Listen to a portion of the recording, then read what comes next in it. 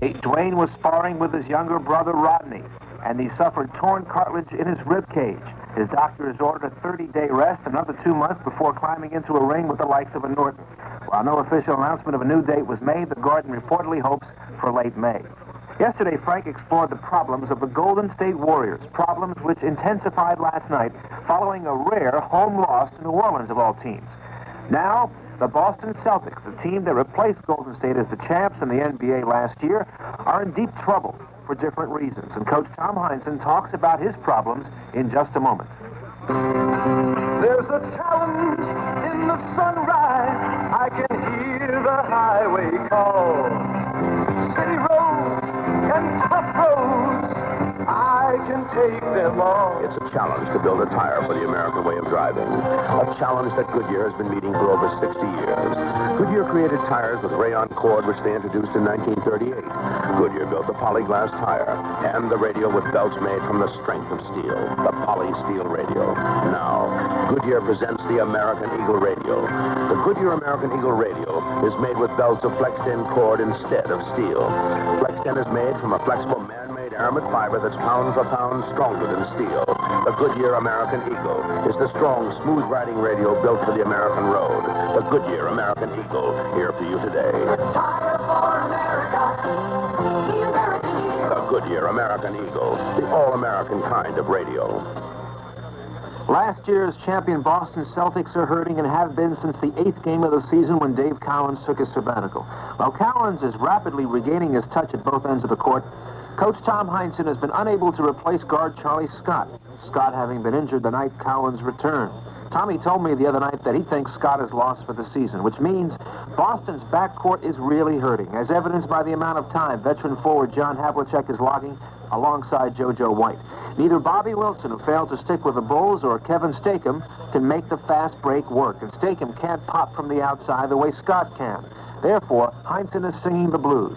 We got one guard that's from our guard corps. We got no backup people there. We're trying to run. We've been trying to get a hold of a guard. We got a problem, man. If you're going to run and press and play the way we've played without making major change, you got to have the personnel too. And we're trying to get two guards into the game. And Bobby Wilson, he's a little tentative, I think. And we'll see what happens. Heinsohn has enjoyed glory both as a player and as a coach with the Boston Celtics, and he was asked if this is the most trying time in his coaching career. No, I think that, we've had a lot of troubles.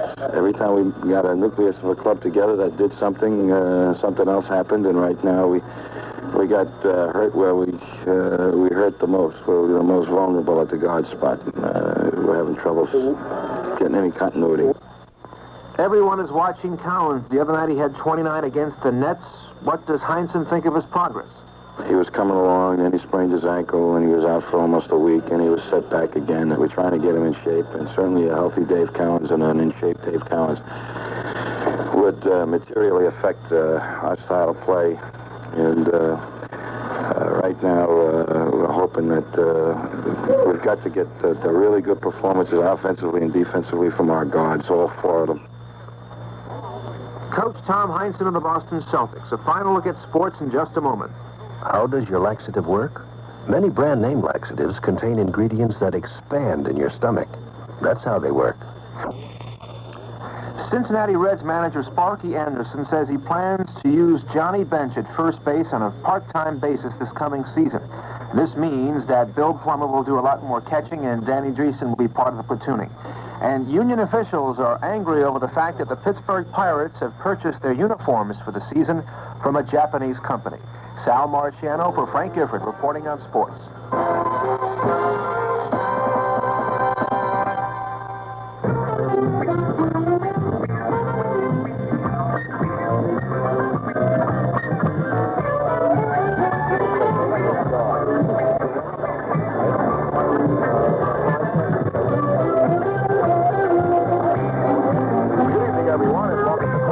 From the Spectrum in Philadelphia, Pennsylvania.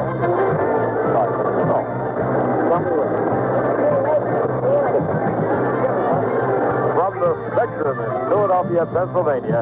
This is New York Nets Courtside. Good evening, everyone. New York Courtside brought to you 15 minutes before every New York Nets basketball game this year. And Courtside presented, of course, by Astoria Federal Savings and Loan Association. John Sterling here at Courtside at the Great Spectrum here in Philadelphia. And I have a good friend as a guest tonight. A guy who has a very unusual job as a writer and broadcaster. He covers two of the big cities in this country. He covers New York and he covers Philadelphia, operating out of Trenton. Buzz State is the sports editor of the Big Trenton newspaper. And we're going to have Buzz talk maybe about both of these, but especially about Philadelphia. They have had a resurrection in their sports in the past few years. So this may be a renaissance, if you will, of Philadelphia sports. And Buzz has been an observer for a long, long time of Philadelphia sports. We'll talk with Buster right after this message from Astoria Federal Savings and Loan Association. What's the big idea? The big idea is the Astoria idea. An idea designed to come through with many happy returns for you. Astoria Federal has some big ideas for you, like 6-year savings certificates with an effective annual yield of 8.17%, the most the law allows. 4-year certificates yield 7.9%, 2.5 years 7.08%, and there are big ideas in 90-day and 1-year accounts. The law on time deposits requires a penalty on withdrawal before maturity. So Astoria has another big idea, ready cash savings for your everyday needs. Big ideas, that's Astoria Federal. An idea designed to come through with many happy returns for you. The Astoria idea. 10 offices to serve you in Queens and Nassau. John Sterling back at the Spectrum here in Philadelphia, where the top basketball team in the Atlantic Division is back in the Eastern Conference. The Philadelphia 76ers, led by George McGinnis and Dr. J, have just taken the floor.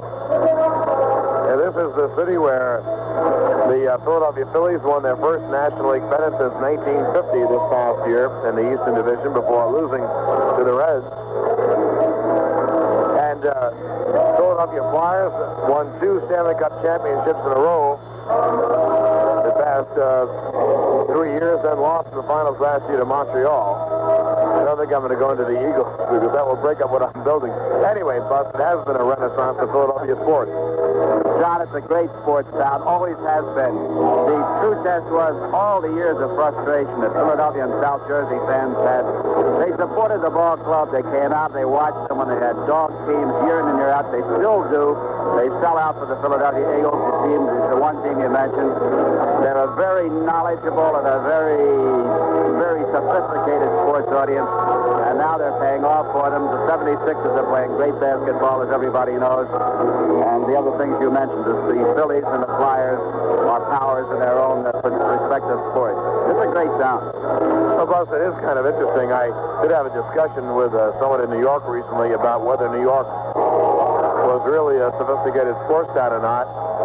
And we made the point that maybe it's a bit apathetic because they have a lot of people. They also have a lot of teams.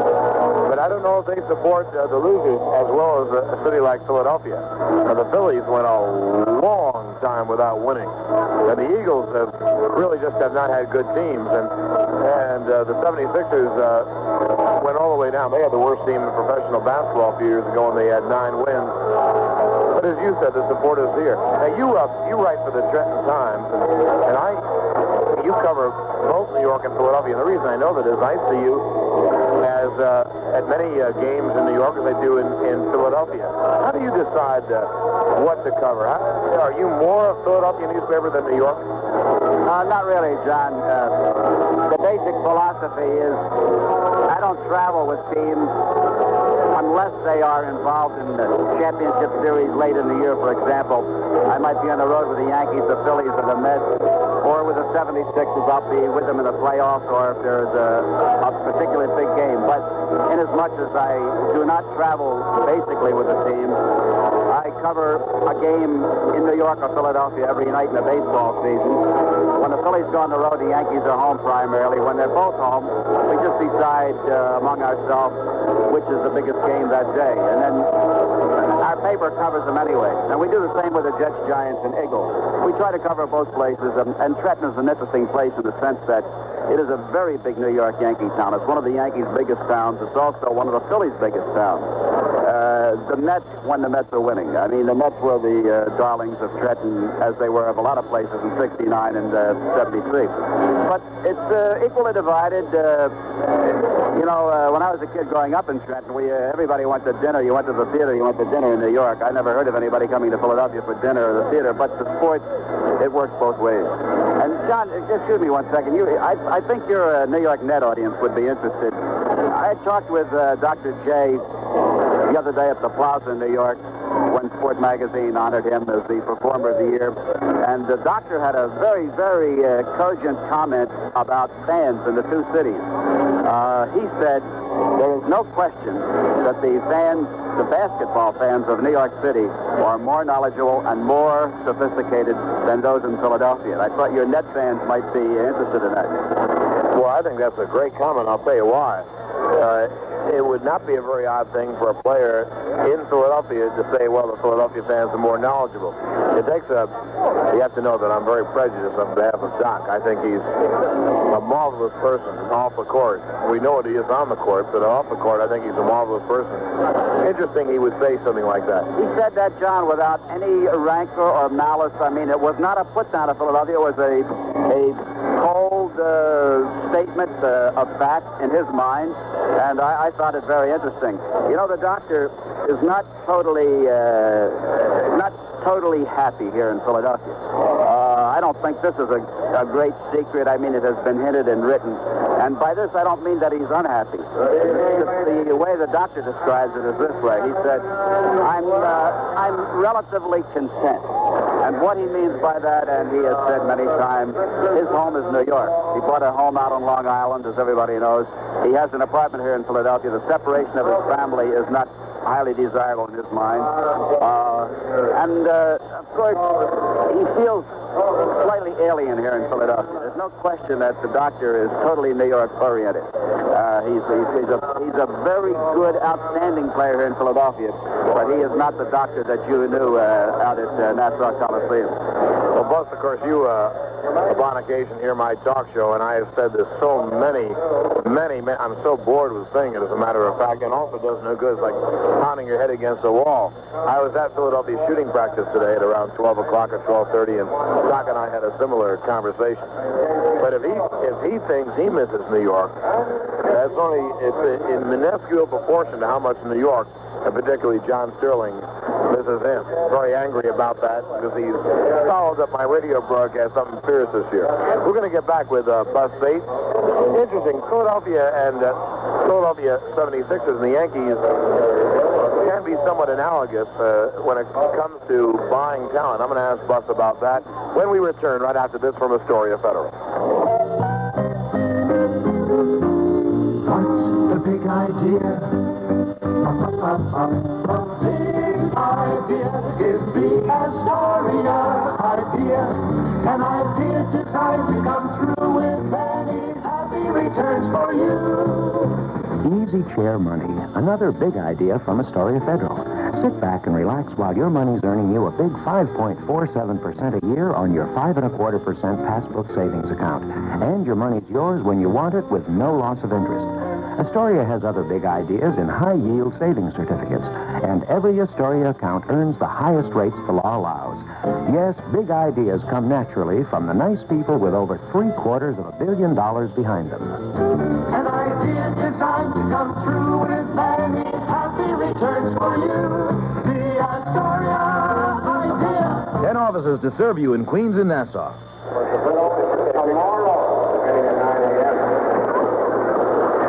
Sterling back at the Spectrum, and Bus, we're really pressing for time. We got to get off here in a minute or so. Let me ask you this question quickly. I am worried, and many other people are, about the buying of talent by the richer franchises, which would include your own Philadelphia 76ers, the New York Knicks, the New York Yankees. I don't blame the teams, because that's what's happening, and you have to build, if you have the money, to build the biggest and best team. Is it going to hurt professional sports? John, I'm certain it is. I'm as worried as you are, if not more. I'm a fan first, a lucky guy who works professional this, but I'm a fan first. I'm scared to death of wealthy teams dominating sports, and I just don't like the way sports are being operated right now. Well, I got to tell you something, pal. I couldn't agree with you more. I thank you for coming on. I wish we had an hour more to talk. Well, coming on, Bus State of the Trenton Times are going to give you a gift from Getty Oil, your local Getty dealer. A gift certificate to Getty Gasoline, Getty Unleaded Regular, more power for less money. I thank you, sir. Thank you, John, very much. Good luck to the Nets now. Hang in there. Okay, we're going to win tonight, as a matter of fact. Bus State of the Trenton Times. We'll get back with a closing comment on courtside right after this from Astoria Federal. What's the big idea? The big idea is the Astoria idea. An idea designed to come through with many happy returns for you. Astoria Federal has some big ideas for you, like 6-year savings certificates with an effective annual yield of 8.17%, the most the law allows. 4-year certificates yield 7.9%, 2.5 years 7.08%, and there are big ideas in 90-day and 1-year accounts. The law on time deposits requires a penalty on withdrawal before maturity, so Astoria has another big idea, ready cash savings for your everyday needs. Big ideas, that's Astoria Federal. An idea designed to come through with many happy returns for you. The Astoria idea. 10 offices to serve you in Queens and Nassau. From the Spectrum in Philadelphia, Pennsylvania, it's time for New York Nets basketball. Tonight, the New York Nets and the Philadelphia 76ers. And New York Nets basketball is brought to you by Easton Airlines. The people of Easton have the right time and the right place for you. By the Brewers of Schaefer Beer as another major event in your Schaefer Circle of Sport. Schaefer is Croissant is brewed twice for consistent great taste. By Boulevard AMC, located at 212th and Northern Boulevard in Bayside, Queens. Go in and see AMC's new line of small cars. By Getty. Getty Premium and Getty Unleaded Regular. It's the higher octane gasoline with the lower prices. By AC Delco, a division of General Motors who also bring you the amazing Delco Freedom Battery. Ask for this maintenance-free battery wherever you go for parts or service. And by Polio Ricotta and Polio Mozzarella and the great Italian family of Polio Food Products. Good evening, everyone. John Sterling and Mike DiTomasso, courtside at the Spectrum in Philadelphia. The Nets, who had a great win Wednesday night as they unveiled their new team against the Boston Celtics and whipped them by 10. Face an even sterner challenge tonight. They've got to face Dr. J, George McGinnis, and the Philadelphia 76ers, ably and brilliantly coached by Gene Shue and Jack McMahon. Mike DiTomasso remembers Jack McMahon. Played against him many times in college, didn't you? Oh, often, John, very often. Jack went on to become a great guard in the NBA as well. Well, the 76ers are warming up in the basket to our right. The Nets, the basket to our left. Tim Bassett and Al Skinner, the Nets' new co-captains, will be meeting the Philadelphia captains. And we're going to get back with starting lineups and Mike's analysis of how the Nets could try to stay in this game. Forget about winning it. Try to stay in it against one of the top teams in pro basketball, Philadelphia, when we return right after these messages. I want a beer like no other beer. I'm Schaefer people. I want flavor that won't disappear. I'm Schaefer people. Consistency makes a great beer. And Schaefer's consistently great tasting every single time because Schaefer's brewed the old world way. Kreuzening, we call it. Since 1842, Kreuzening, the extra step of brewing twice, has kept Schaefer consistently fresh and crisp, consistently great tasting beer after Schaefer beer. I want a beer like no other beer. I'm Schaefer people. I want flavor that won't disappear. I'm Schaefer people. A Schaefer beer goes straight to your thirst. Your last one tastes as good as your first. Go out and get a Schaefer and be Schaefer people too. Go out and get a Schaefer and be Schaefer people too. This is Roderick Crawford on the highway for AC Delco. It's a crime the way some people treat their cars. Shock absorbers are what I'm talking about. Neglect them, they can rob you of ride control. What that can lead to is not pretty to think about. You rob yourself of a comfortable ride, too. So get smart. Have your AC Delco serviceman check the condition of your shocks. If they need replacing, go with Delco Big D shocks, the ones that give you a red carpet ride. You'll really like the extra muscle of the Delco Big D. It has 59% more shock capacity than most conventional 1-inch shocks. There's a Big D for just about everything that moves and for whatever road you're moving on, including Big D spring lifts and the Big D air shock system. Taking away an uncomfortable ride with Delco Big D shocks is no crime. And brother, can they take punishment. Be sure you ask for them by name. Delco Big D shocks, wherever you go for parts or service. And tell them Broderick Crawford sent you.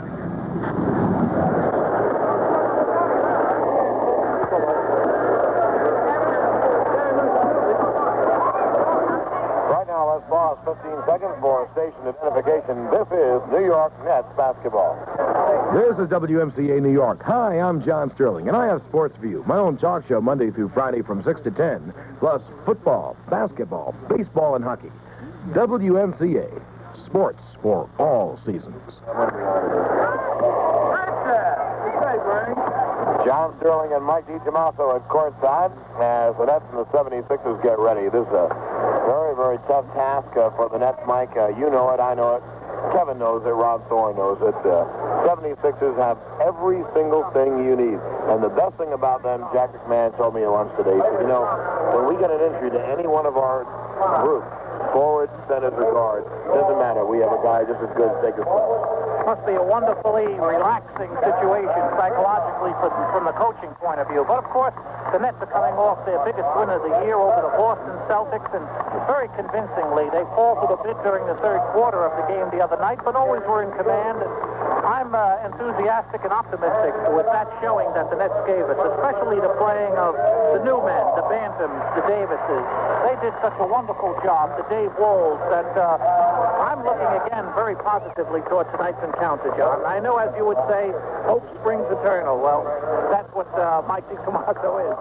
Well, Gene and Jack were kidding me. Gene Chu, the 76er coach, kidding me at lunch today, trying to bump me for information in a kidding fashion. And I said, well, don't worry. We're going to stay with you, maybe even beat you tonight. And I said, I guarantee that Bubbles Hawkins will score more than 20 against you. And I was talking with Doc about him today, and Doc said in the game that they played against the Nets, Bubbles Hawkins impressed him very much. Oh, he must, John. He certainly has showed his opponents that he can score, as well as his own coaching staff and his teammates. When you take on a fellow who was cut by another team, he really was an unknown quantity, and he's never had an opportunity to play professionally until he joined the Nets, really in any straight sense of the word, and he's shown he could play. He knows where the basket is, and he does a great job. The starting lineups have been introduced, and right now the big crowd at the Spectrum, and they are having an enormous concert here, has risen, and we're going to have the color guard and the playing and singing of our national anthem.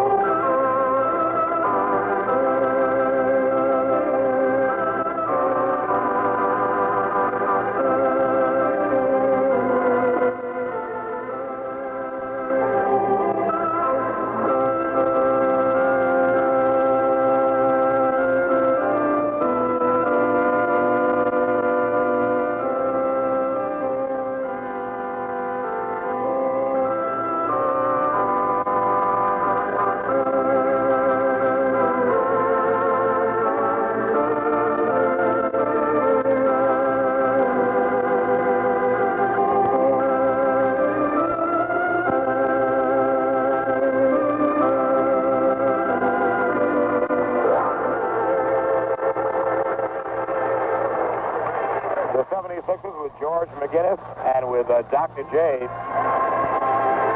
have averaged 15,500 people at home. And the interesting thing, Mike, is they've averaged 15,500 people away. People all over the NBA have come out to see the 76ers show. Doug Collins, Lloyd Free, Caldwell Jones. They have a tremendous ball club.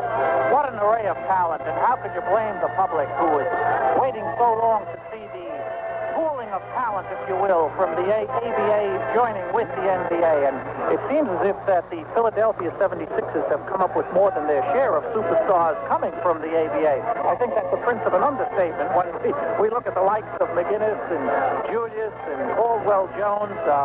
They really cornered the market on the real talent that existed in the ABA. If I think of Philadelphia as an ABA team for that reason. And their starting lineup tonight will have those three players up front. Caldwell Jones, the center. And they've got to go with Caldwell Jones now because Harvey Catchings has injured himself in that Denver game Sunday. A dislocated collarbone. He may be out, or a fractured elbow, may be out for the remainder of the year. Caldwell Jones at center, with McGinnis and Julius up front, and Lloyd Free, one of the great offensive guards in the NBA, and Henry Bibby in the backcourt. Imagine having the luxury of being forced to go with a Caldwell Jones, John. Yeah, I wish I had that problem. We'll give you the Nets as we go. It's going to be a tough game for the Nets. The tip goes to Davey Wool in the Nets backcourt. What do you got, Dave? What do you got? Ahead for Dave Wool in front court, played by Bibby. Head of the key for Bassett, played by McGinnis. Bassett and McGinnis will play against each other. Now it gives to Wool in the lane, and they're going to call an offensive pick, says Bob Rakel on Timmy Bassett. Bob Rakel and Jess Kersey will be the officials. Skinner will guard Lloyd Free, and Wool will play Bibby. Van Bredikoff will play Doc. Doc has it now at the head of the key, Caldwell Jones. Going to be an offensive foul against Philadelphia away from the ball. And that was George McGinnis pushing away Timmy Bassett, looking for some freedom under the basket, but Bobby Rakel was right there. Well, they're going to run a clear now for Skinner. It's a CG. They go high post for Hughes, and off the pick comes Bassett. Bassett down low. His layup is no good. He missed an easy one. Rebound by Caldwell Jones. And for Bibby. Bibby runs it up. Left side for Doc. Doc now backs in. Give it outside. Henry Bibby, played by Wool. Bibby in the lane. Dish it off to Free. To the hoop. It's knocked away beautifully by Skinner. Recovered by Bassett. Good play.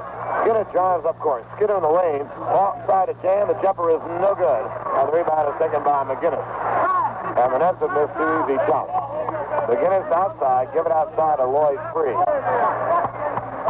Free on the deep left side now for McGinnis.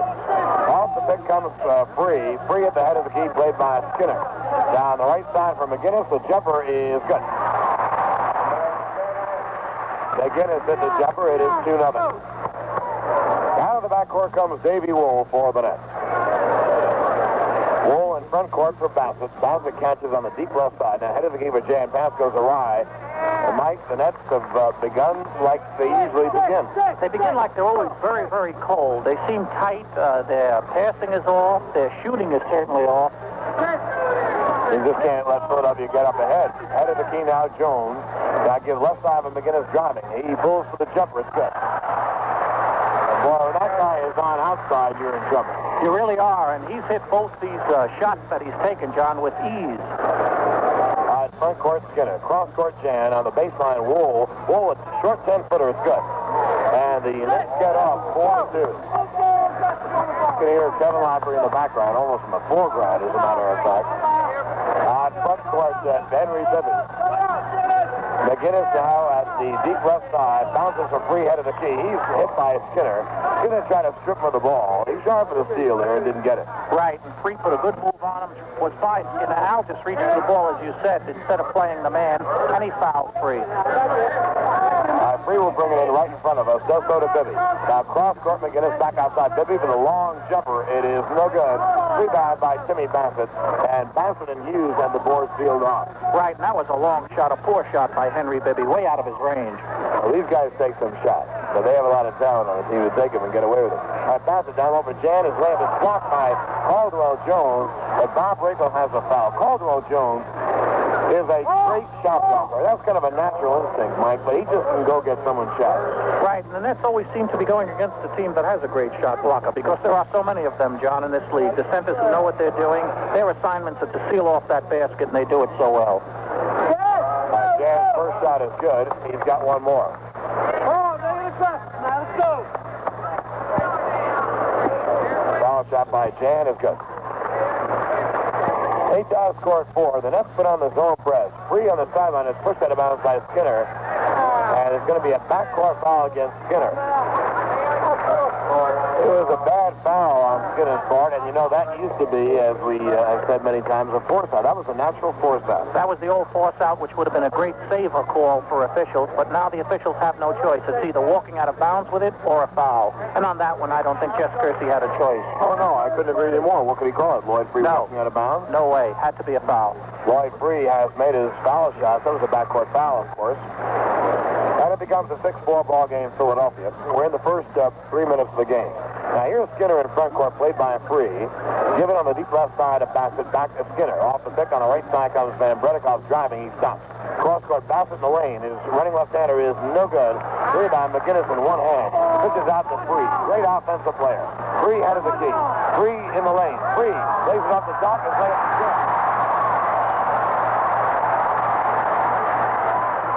Good penetration by Free, and of course, Doc underneath jammed it in with those classic man arms. Front court Wool is past cross-court goal by Caldwell Jones. Ahead from McGinnis, he drives, he lays it off, and Wool knocks the ball out of bounds.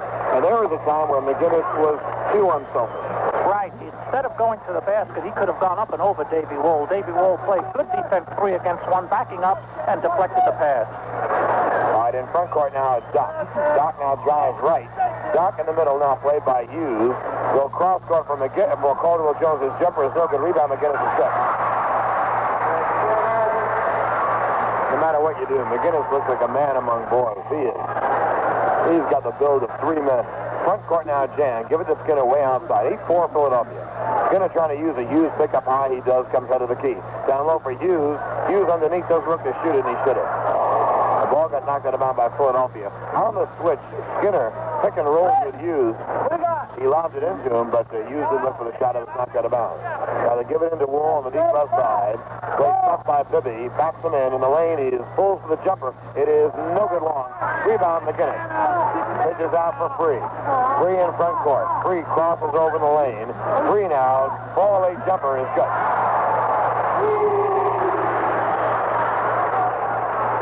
And the Nets one time. Oh, they're tough. They are really tough. There was a timeout. With the score, Philadelphia 12 and the Nets 4. Blue roll for Eastern Airlines. Feel the second, feel each minute. As the day goes by, feel yourself in it. It's a good day to up and fly away. It's so easy to do. Eastern's got the right time and the right place for you.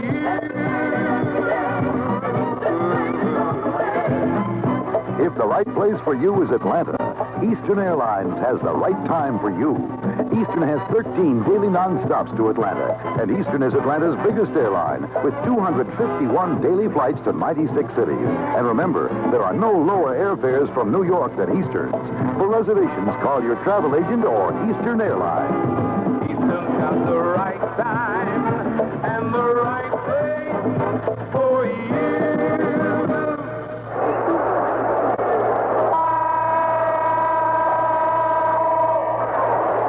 Sterling and Mike DiTomasso back at courtside, thrown for Philadelphia. And you know, if you don't hit your shots against this team, you're really dead because they just can run at will and they have so many guns on the court. John, to me it appears as if you hit 60%, you may stay close. That's about what it looks like. All right, in front court, Al Skinner, but they really got to drop back. Everyone rebounds on the team, and boy, do they run. Skinner down low for Bassett. His layup is jammed by Caldwell Jones. There's the safety man. A lead pass broken up by Wool out of bounds. I had a conversation with Doc at practice today. I said, why have you been playing better? He said, well, now we're rebounding. And that's all they need. Right in front court, McGinnis. Turns for the jumper. It is no good, but he draws the foul. Typical McGinnis move. He goes up in the air with one hand. That fantastic body holding you off. And he hangs there, and he hangs there. He can shoot it from any. He can shoot it on his back if he needed to. He has such strength. And he finally make contact with him, and then he shoots the ball at the basket. You must. And, John, while he's hanging there, he could also have you hanging on him. It just doesn't interfere with his shot whatsoever. And Timmy Bassett was all over him, and he still got that ball up at the board. McGinnis makes 1 out of 2. Philadelphia leads by 9, 13-4. In front court, Davey Wohl, played by Bibby. Bibby can play him as tough as he wants, because if anybody gets by him, Jones is there or Doc is there. Hughes outside for Wohl on the left side. Wohl now cross court for Hughes. Hughes played up high by Jones, right side man. The jumper there is in and out. Rebound a second off the boards by Doc. Right, quickly front court, Henry Bibby. Bibby draws the lane. Bibby knocked away. His layup is jammed by Van Bredikoff. Picked up by Free. His long jumper is no good. Rebound by Jan Van Bredikoff. Mike Phantom will come in for the net. And I'm sure Bubbles Hawkins will come in soon. Kevin said he won't go along with the starting team if they don't shoot the ball well. Cross court for Jan down low. His layup is knocked away by Caldwell Jones. Again, front court McGinnis. A lead for Doc. Doc has it knocked away, and he walks through the ball. And it will be net ball. And yes, Hawkins is coming in with Bannon. You call that up, John. He was coming right in. And as you say, the Nets can't fall that far behind, and he's got to get some... Kevin has to get some more offensive punch into the lineup. And, of course, he's doing that, hopefully, with Bubbles Hawkins and Mike Bantam. It is 13-4 Philadelphia. 9-point lead. Front court, Skinner. Skinner played by Free. Takes him in the lane, pulls for the jumper. It is in and out. Tough luck on the shot rebound by McGinnis. He's impossible. The head for Free. Free in the lane to Doc. Doc underneath. He lays the pass off, but they rule that he stepped on the line. And it will be net ball again. On that play, Julius went baseline, but Mike Bantam and BBK both sealed off the basket to Julius, and Julius had no alternative but to step outside. Out of the backcourt comes Skinner. Of course, the Nets have scored 4 points in 5.5 minutes, and it isn't Philly's defense. Nets have gotten good shots. Here's Skinner left side for the jumper. It's bullseye. That's what the Nets have needed. You can't fast break when you take the ball out underneath the basket. That's what the Nets need. Some shots to go through the hole, Philadelphia won't be able to run. All right, here's Bibby cutting to the left. Head of the key, Doc swinging right side McGinnis in the zone now. The ball knocked away by Bantam. Ahead for Skinner. Skinner drives up court. Skinner goes through the lane. Skinner holds the ball at the head of the key, Bassett. Bassett, as Bantam moves away from the ball on the left side. Hawkins, the jumper is in and out. Rebound is taken by Lloyd Free. Free drives up court. Free wildly in the lane. Free jump passes for Bibby. Bibby down low. His layup is good. Off the basket. He got fouled on the play. And it will be Al's third foul. And Philadelphia leads by 9. And that's a tough foul for the Nets to take. Al Skinner, who's been at the top of his game for the past few weeks, John, the Nets can ill afford to do with him sitting on the bench. But now Kevin has no choice but to put in Mel Davis, and I'm sure he's replacing Al Skinner. Foul shot is good, and I'll tell you what I believe. I believe that he'll put him in for Skinner and move Jan Van Bredikoff back to the backcourt, which will give him a bigger team. Here's Hawkins in the lane around everyone. His layup is no good. Rebound is tapped up and in by Timmy Bassett. Hawkins with a great play and tries. He went around everyone at Philadelphia. But Caldwell Jones made him change the shot. They just called officials time to straighten the net out on the Philadelphia basket. Right, the net was wrapped around the ring in the Philadelphia basket. It is 15, or rather 16-8 after Bibby made the three-point play. Front court Lloyd Free, played by Skinner. Skinner with 3 fouls. Free takes him to the hole, his layup is good. Lloyd Free is one of the greatest offensive players in the game. People don't know him. Gene Hughes told me today he can take anyone anywhere he wants to on the court. He's only about 6 or 6'1", but he jumps like he's 6'5", 6'6". Very strong, great shooter. Down low for Skinner. His layup is good over Free. He knocks in the layup.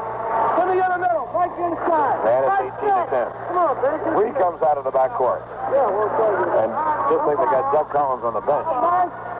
Left side, George McGinnis, give it back to Free. Free holds the ball. Free cuts the head of the key. Cross court for Doc. Doc drives right. The layup is no good. Rebound is taken by Bantam. Ahead for Hawkins. Hawkins driving. Hawkins double team. Loses the dribble. Taken away by Bibby. Bibby has it knocked away by Hawkins. Regained by Free in backcourt. Free ahead of the key jumper. It's no good. Rebound is back tap and picked up by Free. Free, a wild player, goes baseline, goes cross court for McGinnis to lay up the shot. How do you explain that one, John? It's clinic time here early. Bantam on the right side. Bantam takes the shot. Down low, Skinner, his layup is goaltended by Doc. Skinner did a good thing. He put the ball on the glass right away, and when Doc hit it, it was goaltended. 20-12. Philadelphia ahead by 8. No wonder they drop 15 everywhere they go. In front court, Free, knocked down by Skinner at his fourth foul. That is Skinner's fourth foul.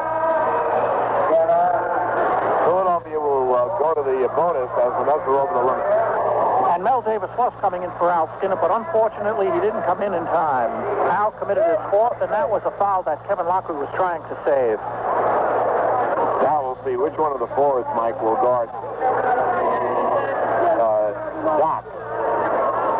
Because I think Jan is going to guard Free. If you're wondering how I know all this, Kevin is sitting right in front of us. You can't hear Kevin, and you're deaf. Lloyd Free has hit a couple of foul shots. How you not going to be Lloyd Free? You can do anything you want with all those guys on the court. Doc, Caldwell, Jones, McGinnis. All right, in front court, Bassett. Bassett holds head of the key. 22-12, Philadelphia by 10. Here's Mel Davis on the deep left side, trying to get Van Bredikov in down low on Free. Cross-court Bantam. He pulls for the jumper. It is good. Mike Bantam knocks it in from the right side from 10. It's 22-14. All right, here's Bibby to Doc. Doc played by Davis. Now challenged by Bantam. Give it outside McGinnis. Davis playing Julius. Julius catches on the baseline. In the lane, lays it off.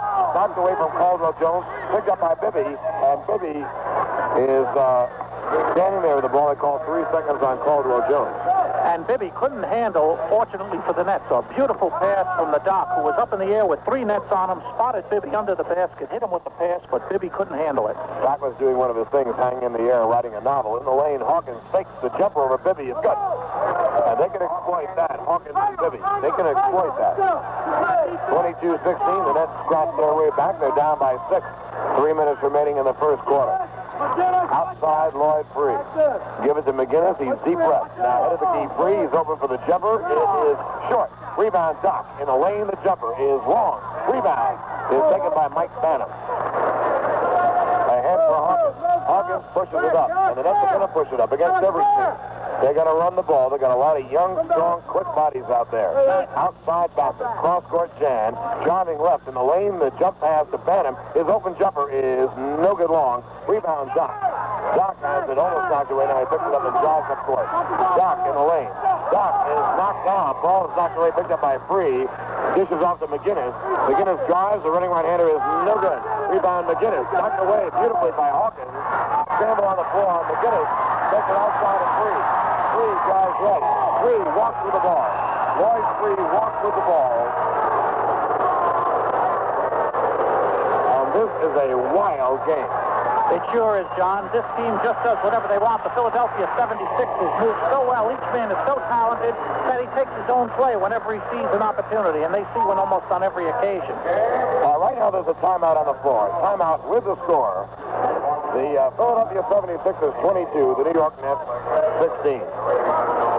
Starting Saturday, February 5th, and running until Saturday, February 12th, Boulevard AMC in Bayside, Queens is holding a gigantic 175-car and Jeep garage sale. Some of the most fantastic deals and unheard-of prices will be given on selected demonstration models and beautiful used cars. There'll be savings on some models of up to $1,400, as well as factory rebates on Pacers and Hornet wagons. And when your AMC car or Jeep is delivered in the glove compartment, you'll find 2 tickets to either a Nets or Islanders game, plus a New York State lottery ticket. So drop into the Boulevard AMC garage sale and find the deal that best suits you. Maybe even win a door prize. Boulevard is giving away TVs, radios, and CB receivers, as well as great deals.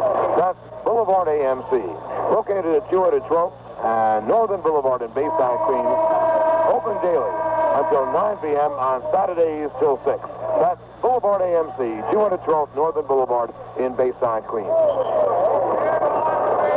John Sterling and Mike DiTomasso back at the Spectrum. The Nets are having to to play. Philadelphia's run and gun, a wild game. Boy, they've got so much talent on that team, and the Nets are hanging tough 22-16. You see what the new infusion does, the Bubbles Hawkins for Mike Bannon for the Nets. Yes, and what they've done, John, is tightened up the Nets' defensive play, and they've come away with a few deflections. The Net players on the floor now all possess quick hands, and they're able to get their hands on a few balls, and they're forced a few turnovers. All right, in front court, Bubbles Hawkins. Up high is Mel Davis. Give it back outside of Bubbles. He's on the deep left side. Now going down low is Banham. Catches it low in the lane. He fakes. His short layup is no good. The rebound is taken by Caldwell Jones. Now good lead pass for Bibby. Bibby drives up court. Right side for Doc in the lane. The pass batted away by Bassett. Back out of bounds by Bassett. Julius was trying to hit a trailing McGinnis, Mike. Pretty good defensive play by Timmy. Timmy, good play, and blocking the pass, cutting off the passing lane to Julius, and almost getting it before it went out of bounds. Mel Davis is playing Doc. Doc has it left side. Doc drives up with a running right-hander. It is partially deflected by Bassett, picked up by Davis. A hand for Bubbles. Bubbles drives up court. Bubbles down low right side. Fall-away jumper is short. Rebound, Davis. The layup is good. Mel Davis, and we've talked so much about Mel Davis. He is an enthusiastic, aggressive offensive rebounder. And he found an open lane for that rebound, John, and went right to it, caught it, and put it back up. Good offensive play by Mel Davis. The 76er lead from 10 is down to 4. Down low for Caldwell Jones. Outside Doc. His jumper is no good. The rebound is going to be a loose ball foul against Philadelphia. A loose ball foul against Philly. And the Nets now to cut the lead to 2. And that was Lloyd Free, who came up and over a bevy of net bodies, fouling not one, but maybe two of them in his quest for an offensive rebound. And now there's a timeout on the floor, John, as Kim Hughes. No, it's not Kim, I'm sorry. It's one of the players who lost a contact lens. It's Mike Banham. Right.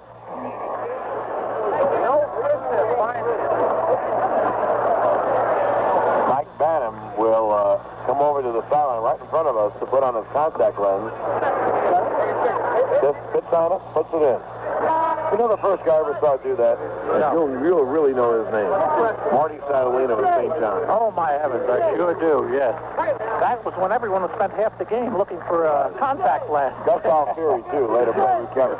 Out of the backcourt now comes Bubbles Hawkins, 22-18, a 4-point lead for Philadelphia. With a minute remaining in the quarter. Outside Bubbles, deep right side, playing as Jim Barnett has come in the game. Hawkins down the lane for Bassett. The lefty hook is good.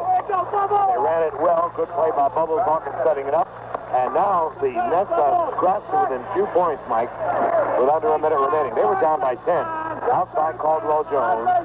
At the head of the team, McGinnis. They're going to say, hold on, and I know what they're going to say, too. I'll bet you it's a zone warning.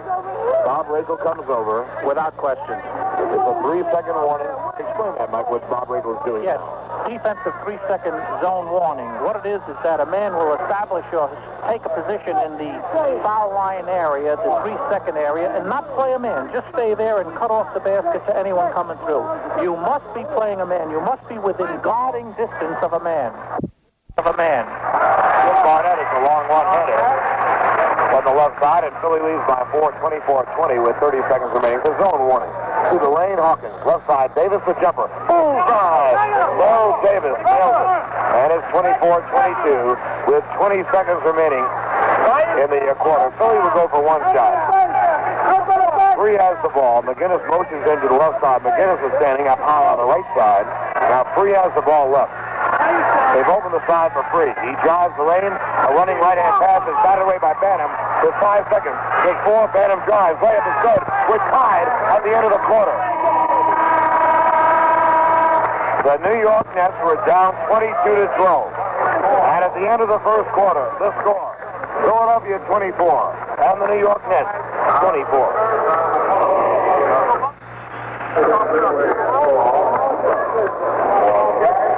Nature Valley granola. In so many ways, it's more than a cereal. Nature Valley granola is as natural as a baking ingredient. The cookies it makes, the bread, so different and ever so tasty. Just follow the recipes on the packages or write to this station for a free recipe booklet. Another way to use Nature Valley granola is just plain as a snack. A crunchy, wholesome, natural snack with no additives or preservatives. So after school, let the kids dig in. For variety, try all 4 kinds. Honey and oats, special mixture of fruit and nuts, cinnamon and raisins, and coconut and honey. Combinations no other natural cereals have. All with a flavor of goodness. From nature. and Nature Valley. Nature Valley, at breakfast, in recipes, as snacks.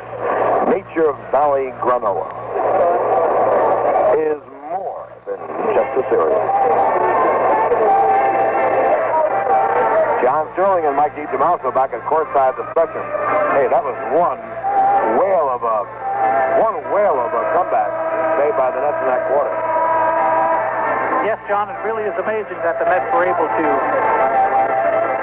stick with them as well as they did, but they didn't quit, they didn't fade, they kept playing, they stuck with the club, fought their way back, and the Nets again did it with the front line of Bantam, Davis, and Bassett, a front line which has worked so effectively in the last two games that the Nets have played. And here we are starting the second quarter with the score tied at 24.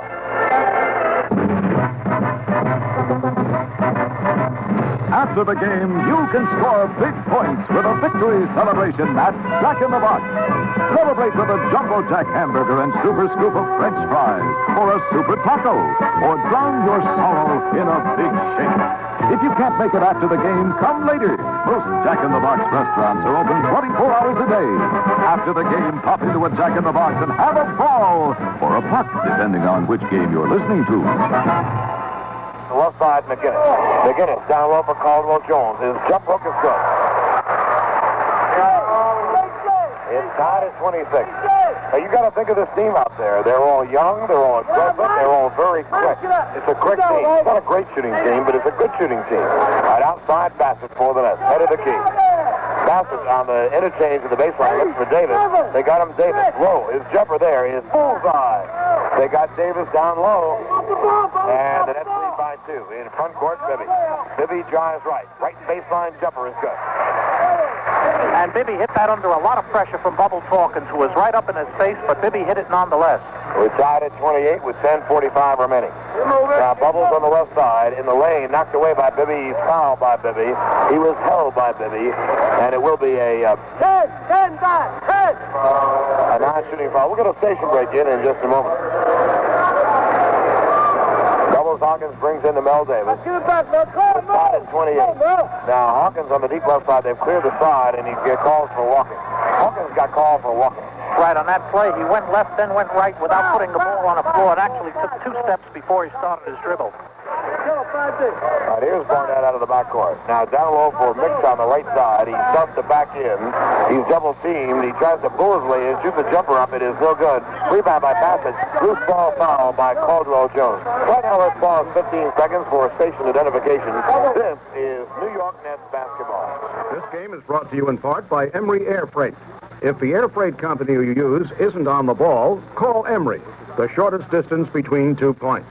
WMCA, New York, New York. All right, in front court, the drive is not going to bounce from Bantam by Philadelphia, and it will be Nets ball.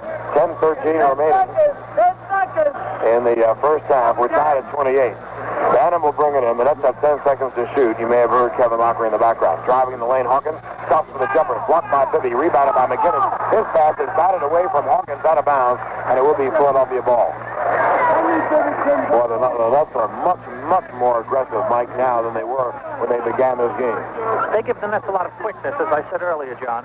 Running right-handed by Bibby is no good. The rebound is taken by McGinnis. His layup is no good. He missed an easy one. Rebound, Bibby in the lane. Jump passes to Jones. His drive is good. He got fouled by Davis.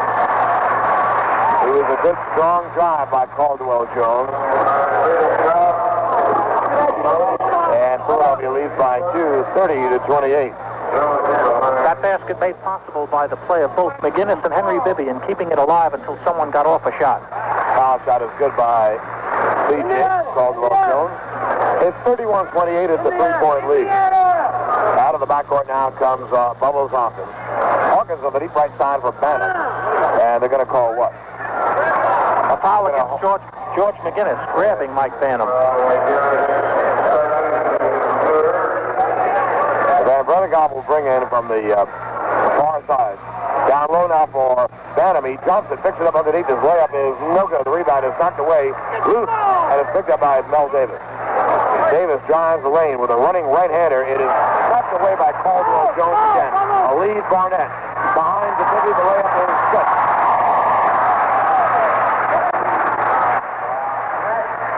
It's a 5-point Philadelphia lead, 33-28. Caldwell Jones is playing safety. Hawkins drives through the lane. Outside Bassett. Right side Davis, the jumper. Short. Rebound. Phantom. His layup is no good. They're going to call a foul. They're going to call a foul on Caldwell Jones as Doc Irving returns, replacing George McGinnis. And the thumper, Tim Hughes, comes in the ballgame for the Nets, and he replaces Timmy Bassett. One good aspect of that foul, John, it's the third against Caldwell Jones. But you're right, all he's doing is playing goaltender in effect, because he just drops back and just cuts off the path of every net moving toward that basket. Here's the local favorite, a 20-year-old high school boy 1 or 2 years ago, Darryl Dawkins, who's got the greatest build since McGinnis. He comes in the lineup at center as he's become the number 2 center. This is the guy they've been calling for all year long, the fans. He's the darling of the fans. Foul shot by Bantam is good. Darryl Dawkins is about 6'10", 6'11", and he is dope like JFK Stadium, which holds 100,000 people across the street here. Foul shot by Bantam is good. Nets put on the zone press. And they get the ball in. It's knocked away from Barnett. Now he picks it up in the backcourt. Loses in the backcourt. Knocked away by Barnett out of bounds. And it will be net ball. And so the press worked well. The press worked well. I don't think Philadelphia was ready for it, and they were really surprised when they came up against it, and it resulted in a turnover. The Nets have it under their basket. They bring it in to Bantam on the left side. Head of the key, Davis. Takes the shot. Mel now cross-court for Van on the baseline. Give it outside to Hawkins. Hawkins bounces the ball outside. Now in the lane, he springs for the jumper. It is short. The rebound is taken by Doc Irving. Ahead Bibby. Henry drives up court. Henry outside. Henry head of the key. Now brings the ball outside. And Philadelphia wants a timeout. There is a timeout on the floor with the score. Philadelphia 33 and the Nets 30. This is Roderick Crawford on the highway for AC Delco. Now, don't commit highway robbery. The next time you change your oil, be sure you check on your oil filter, too. If it needs changing, be sure it's replaced with a quality AC oil filter. AC filters help protect more new American cars than any other brand. They can help protect you against expensive engine wear. Look, come on, play it smart. Wherever you go for parts or service, come flat out and tell them you want an AC oil filter. And tell them Roderick Crawford said hello. Boulevard AMC and Jeep in Bayside, Queens has a new general manager, Pete DeVito, who has a lot to tell about his full line of cars from AMC. Pete also likes to talk about the new Gremlin price reduction and the buyer protection plan, the Boulevard Service Department, and quality used car department. But let Pete tell you all about it. Boulevard AMC's at 21219 Nolan Boulevard in Bayside, Queens. They're open daily from 9 to 9, Saturday from 9 to 6. Stop in and meet the new team. It could mean money in your pocket. John Sterling back at the Spectrum, and right now we pause 30 seconds for this message.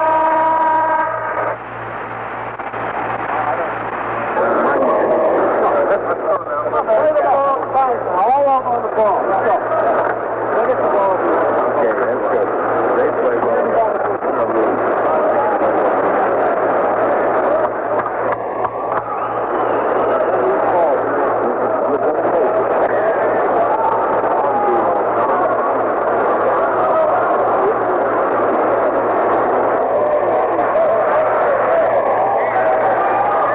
John Sterling and Mike DiTomasso back at the Spectrum in Philadelphia. 76ers lead by 3, 33-30. Bibby is outside. Ian Barnett in the Philly backcourt with Dawkins, Mix, and Doc Irving up front. All right, here's Bibby driving right. Stop. Fake. His jumper is no good, and there's going to be an offensive foul on Henry Bibby. Now, what did you think of that call? Good call, because what Bibby did was get his man up in the air and then move towards him. And in effect, John, it's the offensive man bringing about the contact, not the defensive man who went straight up and down. Bibby really did get hit, but he obviously had to lean in order to get that call. All right, outside Hawkins, without the ball, Davis was knocked away by Julius. Julius drives up court. Custard left, and he's held by Van Bredekov after he got fouled. And it will be I believe, a non-shooting foul. A very smart foul by VBK, who stopped Julius, who was on his way to the basket, and that's the only way to stop him, is to grab him with two arms. We used to see that from the other side last year, right? And you made that point so many times. Outside Doc. He drives right, stops for the jumper. It is no good. Rebound is taken by Banham. Doc's outside shooting is off. Coming out of the backcourt is Van Bredekov, and he gives to Bubbles on. There's 8 minutes remaining in the half. The Nets are trailing by 3. Bubbles outside. At the head of the key, Mel Davis played by Dawkins. Davis down low for Banham in the lane. His short layup is good. And the Nets are running their plays really well, Mike. They're giving guys the ball in great catching position where they can be effective. Right side down. The Nets trail by 1:33-32. Barnett drives the lane. A running right-hander blocked by Bubbles. Rebound is picked up by Davis. Ahead for Jan Van Bredekov in front court. Jan Van, deep left side. Bounces outside for Davis. Springs for the jumper. Bullseye. Mel Davis knocks it in from 20. And the Nets lead by 134-33. And their offense may be great, John, but I think the defense is just super. That's what's brought them back in the game and is now giving them a 1-point lead. Way outside Dawkins. Cross court Bibby. Bibby on the deep left side. Stops for the jumper. It is no good. Rebound Jan Van Bredekov. Ahead Bubbles. One man to beat Barnett. Bubbles shake and bake move in the lane. To the left side, the jumper is blocked by Doc. There's a foul beforehand. And it's an offensive foul, John, that they called against Bubbles Hawkins for pushing away Jim Barnett. So now it will be the 76ers who are taking the ball out of bounds in their backcourt.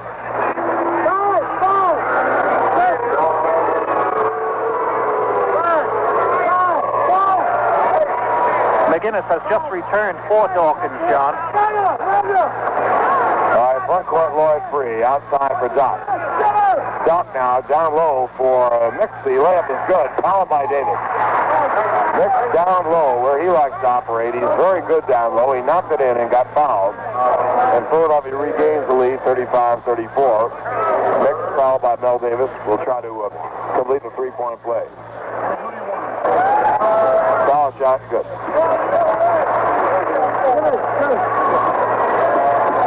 36-34, Philadelphia by 2 out of the backcourt comes Hawkins. Lloyd Free is back in, replacing Jim Barnett. Left side, Banham. Banham now drives right through the lane. Stops. He has a short jumper. It's partially blocked by Mix. Rebound is knocked away. Jan picks it up. His layup is no good. It's an easy one as he tries to jam the ball. Ahead for Free. Free front court to McGinnis, who's back. His jump pass down low for Doc is knocked away. Stolen by Jan. A lead for Bubbles Hawkins. He drives and jams. Bubbles Hawkins got over the top and jammed, and we're tied at 36. On a beautiful lead pass from Jan Van Bredekop, who was stumbling, but saw Hawkins ahead of the field and gave it to him. Now the head of the game for Steve Mick. Cross court Bibby. Bibby now bouncing down low. It's not out of bounds as Hughes overplayed, and there will be a foul. There will be a foul on Hughes. Tim Bassett comes back in the game, replacing... he replaces Kim Hughes. So the Nets go with Banham, Bassett, and Davis, along with Van Bredekov as a guard and Bubbles Hawkins. Down low for McGinnis. His fall-away jumper is no good long. Rebound taken by Banham. We're tied at 36. They're going to go LA 11. They're going to open the middle for Bubbles. A double low post. Bubbles has the middle if he wants it. No, instead he gives it outside to Davis. Now down low for Bassett. His layup is good. And the Nets are getting the ball in great shooting position every time. 2-point net lead, front court Doc. Stop. Give it outside Bibby. Cross-courting Lloyd Free left of the key. In the lane, Mick. He turns. His short jumper is no good. But they're going to get a Nets foul. And you know what Philadelphia's done, Mike? What Philadelphia's done, they've gone to a 3-forward offense. As they're using Mick, McGinnis, and Doc against Banham, Bassett, and Davis. Right, now each play down, each series down, John, each one of the 3 men has taken an inside position, and the guards are trying to get it into whichever one of the 3 is working inside against his man, get it in down low, and they're drawing fouls, just as Steve Mix just did. Foul shot by Mix is good. He's got one more. He's got it. And again, the game is tied at 38. 5.5 remaining in the quarter. Out of the backcourt now comes Hawkins. They're going to run a clear for the guard, which would be Van Bredekov down low. Bassett outside to Banham. He springs from 20. It's in and out. Rebound taken by McGinnis. Head for Bibby. Right side for Doc. Doc drives. His running right-hander is good. All right, Philadelphia it by 2, 40-38. Hawkins in front court. Springs from the left side. The jumper's good. Bubbles Hawkins. Now in front court, Bibby. Bibby drives the lane. Bibby lays it up. It's good. Here comes Bubbles the other way. Bubbles is a wild player. He is so exciting. Bubbles with Bibby. Bibby takes falling away. Now they give it outside to Davis. He drives the left side. The jumper is no good. Rebound is Banham. Banham's layup is good. Counts the basket. He got fouled on the play. He got fouled on the play. The Bassett at first thought it was an offensive foul, but it isn't. Banham gets the basket. Philadelphia gets the foul. Hughes is back in. And Mel Davis comes out, and Mel Davis just played three. He sure did. And on that last play, John, what it was is Mix fell backwards trying to show and convince the official that it was a charging foul instead of a blocking one, but the official didn't go for it. Jess Kersey called it, and now Bantham's at the line, could possibly make a three-point play out of it. Foul shot. Bantam is good. He does. And the Nets lead by 143-42, and the Nets is zone press. The Nets zone press. Nix gets it into Doc. Doc started drive up for it. Now he shoots free, and he'll bring it up. As Kevin shouts regular defense. Free around Van Bredikov, and there's a foul. So you can't play Lloyd free. He's too fast, he jumps too high, and he's impossible to play. And John, if you don't go up on him on those shots, you know he's just an explosive leaper with a tremendous touch, so you don't go up on him, and he lets go from 15 to 20 feet, and he hits it home that way. You go up on him, he's so quick, he goes right or left around you. So yes, it's well nigh impossible to play him straight up. Foul shot by Free is no good. Now, Bubbles Hawkins leaves for Dave Wool, and Jan Van Bredikov stays in the game. The Nets didn't know for a minute. Foul shot is good by Free. He made 1 out of 2. Now, wait a minute. The Nets say he wasn't shooting. He shouldn't get 3 for 2. He should just get 1 and 1, too. And he is going to get... They're going to give him an extra shot, but the Nets claim that he wasn't shooting, but the call was a 1 and 1 call when he was dribbling the ball, and Bob Rakel is going to go over the sideline now to find out. And Rakel says it was 3 for 2. Rakel says that it was a 3 for 2.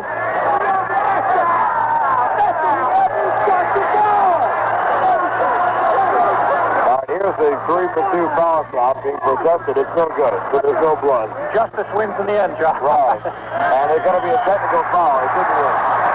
Kevin just got a tee. Bob Rakel just gave Kevin a tee. And Steve Nix will shoot the tee for Philadelphia. We're tied at 43 with 4:18 remaining in the quarter. The foul shot by Nix is good. He makes the technical foul shot. Mike, if we were any closer to the game, we'd be at midcourt. I almost took the last pass, John. Unbelievable. There's anything we're not hearing. We were that close. Front court, David Wool. Wool holds it outside. Now, high post, Hughes out of the key. Hughes holds it now. Right side, Wool down low, Banham. Banham with a jumper over Free. It is so good. Rebound Van Bredikov, but they're going to say the ball hit the top of the basket. Right, it went behind the backboard, John. Out of sight, out of bounds. Philadelphia leads by 144-43. Out of the backcourt comes Lloyd Free. On the deep right side, Henry Bibby. And he gives it off to Doc. Doc on the right side. Now head of the right side of the key for Mix. Mix drives to the end line. He can't get in on Hughes. Shoots a jumper over him. It is good. Good shot by Mix going up a much taller Kim Hughes, who didn't give him enough defensive pressure. Mix sent it home. 3-point Philly lead, 46-43. Wool holds it outside. Goes up high now for Bassett. Bassett at the head of the key, swings left side for Banham. Banham down low left. Backs in with a righty hook. It is short. Rebound taken by McGinnis.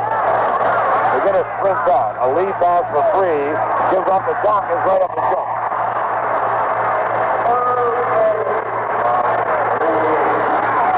5-point Philadelphia lead, 48-43. And the Nets are now missing Davis and Hawkins, who are both getting a blow. Front court fans. Swing it outside for Banham. He drives right. Stops. Bottled up there by Irving and Bibby. Now springs for the jumper anyway. It is no good. The rebound McGinnis. McGinnis falls down. Ball picked up by Jan. His layup is good. McGinnis stripped. Now quickly in front court, it's Bibby. Bibby drives up with a running right-hander. It's good. And one of the nets went down heavily. It is Jimmy Bassett. And boy, I hope he isn't hurt. He went down heavily. I hope not, but Timmy is now being attended to by Fritz Massman. And there's going to be a 20-second injury timeout. A 20-second injury. Is it a regular timeout? Regular timeout because the Nets had used up their 20-second timeout for this half. All right, right now there's a timeout on the floor. A timeout with the score. Philadelphia 50 and the Nets 45. I want a beer like no other beer. I'm shaped for people. I want flavor that won't disappear. I'm shaped for people. Consistency makes a great beer. And Schaefer's consistently great tasting because Schaefer's brewed the old world way. Kreuzening, we call it. Since 1842, Kreuzening, the extra step of brewing twice, has kept Schaefer consistently fresh and crisp, consistently great tasting beer after Schaefer beer. I want a beer like no other beer. I'm Schaefer people. A Schaefer beer goes straight to your thirst. Your last one tastes as good as your first. Go out and get a Schaefer and be Schaefer people too. Go out and get a Schaefer and be Schaefer people too.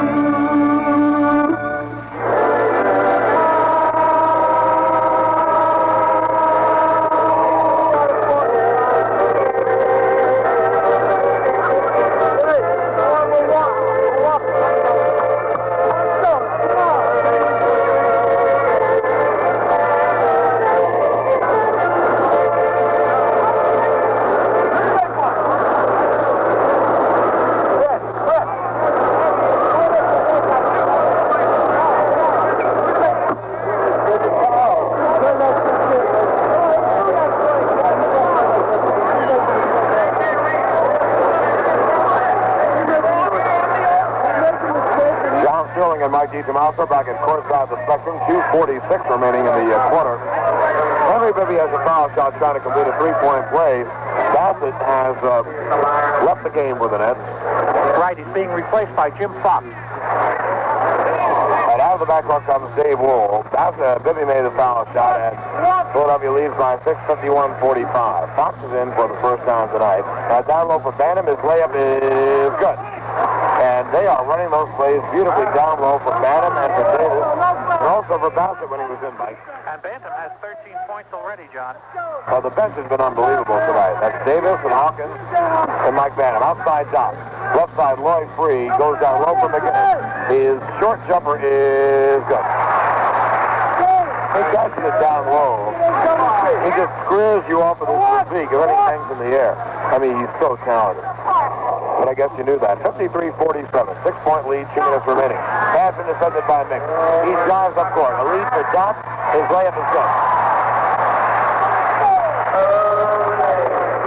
It's an 8-point Philadelphia lead. They led by 10 in the first quarter, and then let's scramble back. Wall Mullane goes by everybody, lays it up and in. Wall went right by Bibby. Bubbles Hawkins will get back for the net. Bibby comes front court. It's a 6-point Philadelphia lead with a minute 38. 55-49. Outside, George McGinnis, played by Bantam. Go head of the key for Mick. Down low for Doc. Doc down low, springs for the jumper. Baseline right, it's no good. Rebound, Mike Bantam. Bantam now sends out Wool. Davey comes front court. Davey in front court at the head of the key. Backing his way in. Stops. Down the lane, Bantam. He springs for the short jumper. It is no good. He should have gone to the hoop. Rebound by Doc. They head for Free. Free drives up court. Jitterbugs the lane. Throws it out of bounds. He threw it off McGinnis, and it went into the net bench. And now Bubbles, I think, will get back in. You're right, John. The Bubbles Hawkins coming in for VBK to give him a breather, so it'll be Hawkins and Wool in the backcourt right now. Against Free and Bibby. All right, in front court now, it's Dave Wool. Wool holds the ball. Holds it. Now Bantam comes out to catch it. Bantam is slightly left of the key. Now head of the key, Davis. He springs an open 20-footer. It is short. Rebound is taken by Doc. Ahead now for Lloyd Free. Free in front court. Jitterbugs on the dribble. Knocked away by Hawkins. Going to call a holding foul. And Free will get a couple of foul shots.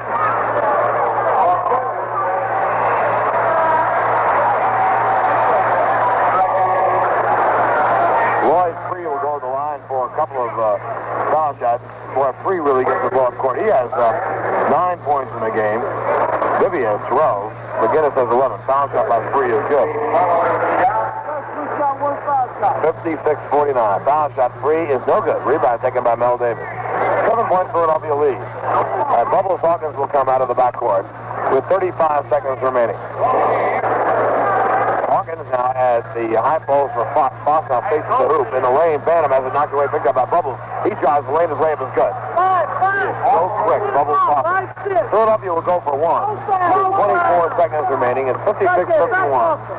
And Kevin Lockery would be a very happy guy, Mike, to go off at halftime, losing to only 5. You can be sure here at Philadelphia, walking off by 5 is practically a victory, John. All right, in the front court, Doc. Doc left of the key. Doc left side. Doc drives, and what? There's going to be a foul. With 3 seconds remaining.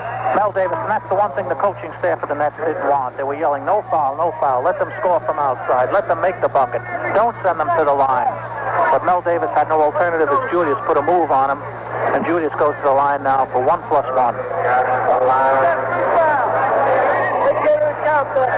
All right, Doc has 1 and 1, 2. Foul shot. Nets are off 3 seconds. Boston Celtics, who are really reeling, are down by 10 at half, Mike, in Boston. They're trailing Los Angeles 57-47. Foul shot. Doc is good. 7-point Philly lead. Quickly front court, Dave Wool comes over the line with a running left-hander. No good at the buzzer.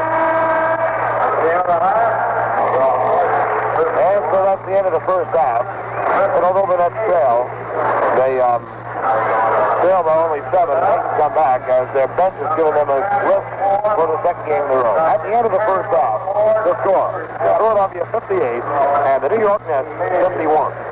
Voice recorder on. Oxygen masks on. You're listening to the sound of one of the world's great air forces. Hydraulic systems on and check. An air force with more planes at its disposal than Russia or even America. Ground equipment clear. An air force that flies more often and to more places than any airline in the world. Yet an air force that doesn't have a single plane to its name. It's Emory Air Freight. At Emory, instead of having a fleet of planes at our disposal, we have a fleet of airlines. Or we reserve space on key flights of practically every airline carrying freight.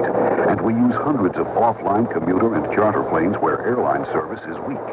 We also have thousands of people, thousands of trucks, and hundreds of offices waiting for us on the ground. Control, this is 463, ready for takeoff. The next time you have a package to ship, don't just ship it with an air freight company or even a package-only airline. Ship it with an Air Force. Emory, the shortest distance between 2 points. In the midst of winter's chill, it's time for Crazy Eddie's summertime sale. That's right, with the temperatures colder than ever, Crazy Eddie's prices are hotter than ever. Shop around, check all the advertised specials, get the best prices you can find, then call Crazy Eddie at 645-1196 for a free price quote. Crazy Eddie's got the lowest prices on audio equipment, color TV, car stereo, CBs, Betamax, video games. Crazy Eddie continues to melt the competition during his summertime sale. See Crazy Eddie at any one of his 4 great locations or call him at 645-1196. Polio, the Italian food people, have spent 76 years in making and perfecting the finest Italian food products.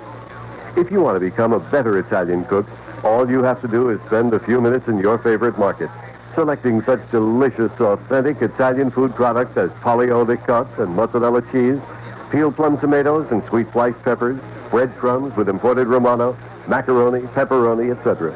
Polio. They make it easier for you to make real Italian dishes.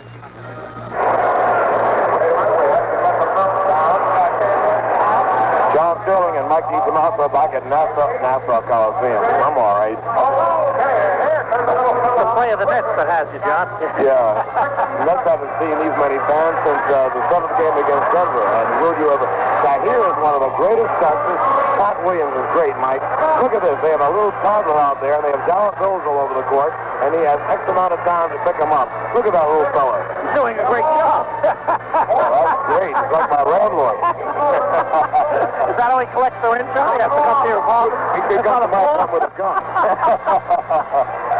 Isn't that a great stunt? Great. Pat Williams, who's the GM here, is noted for wild stuff. Oh, he's brought in bears. He's brought in wrestlers. He's done so many things. Well, that is really a cute sight. I guess the little fella is about 3 or 4 years old. So he's operating like a Hoover vacuum cleaner. He's operating like a banker, I'll tell you that. Look at him scoop up the cash. I don't know how long he gets, but he's gotten a whole bunch of them, huh? Little toddler, that's it. You can hear a roar now.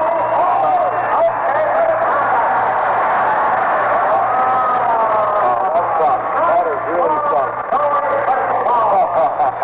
That's a great stunt. That is a great stunt. Well, the Nets got off badly, which is their usual state of affairs, Mike. And they were down by 10 points and being threatened with being blown out by maybe the most talented team in basketball, Philadelphia. They were down 22-12. And then they put in the bench that we've been talking about.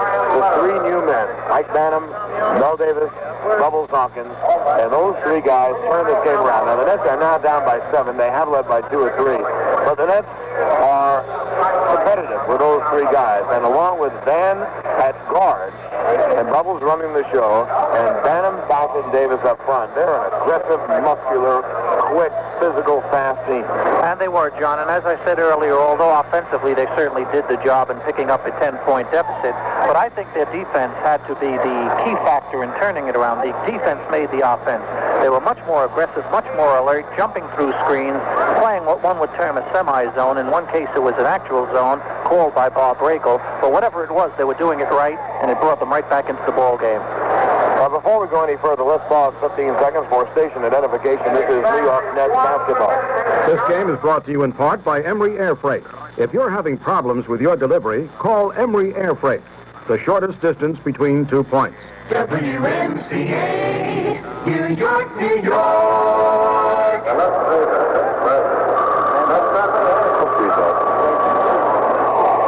Very quickly, the scoring before Mike's halftime presentation. For Philadelphia, the Doc has 10, Libby has 12, Lloyd Free has 10, George McGinnis has 11, Steve Mix has 8, and a guy who we haven't talked a lot about except on defense, Caldwell Jones, scored 5 points, but he's the safety back there. You want to drive and get a layup? Try it. He's going to bat the ball away, and he's been batting them away all night. For the Nets, they were led by Mike Banham with 13 off the bench. Mel Davis had 8 off the bench, and Bubbles Hawkins had 10 off the bench. That's a pretty good bench. They scored 31 of the Nets' 51 points, and at the end of the half, the score Philadelphia 58 and the Nets 51. Mike DiTomasso will have his halftime presentation in just 2 minutes from right now. This is Roderick Crawford, for AC Delco. You know, when they first hit the highway, people brought 10 for them in a day in October. Since then, I've seen a lot of changes. Today, there's even a battery that never needs water, the Delco Freedom Battery.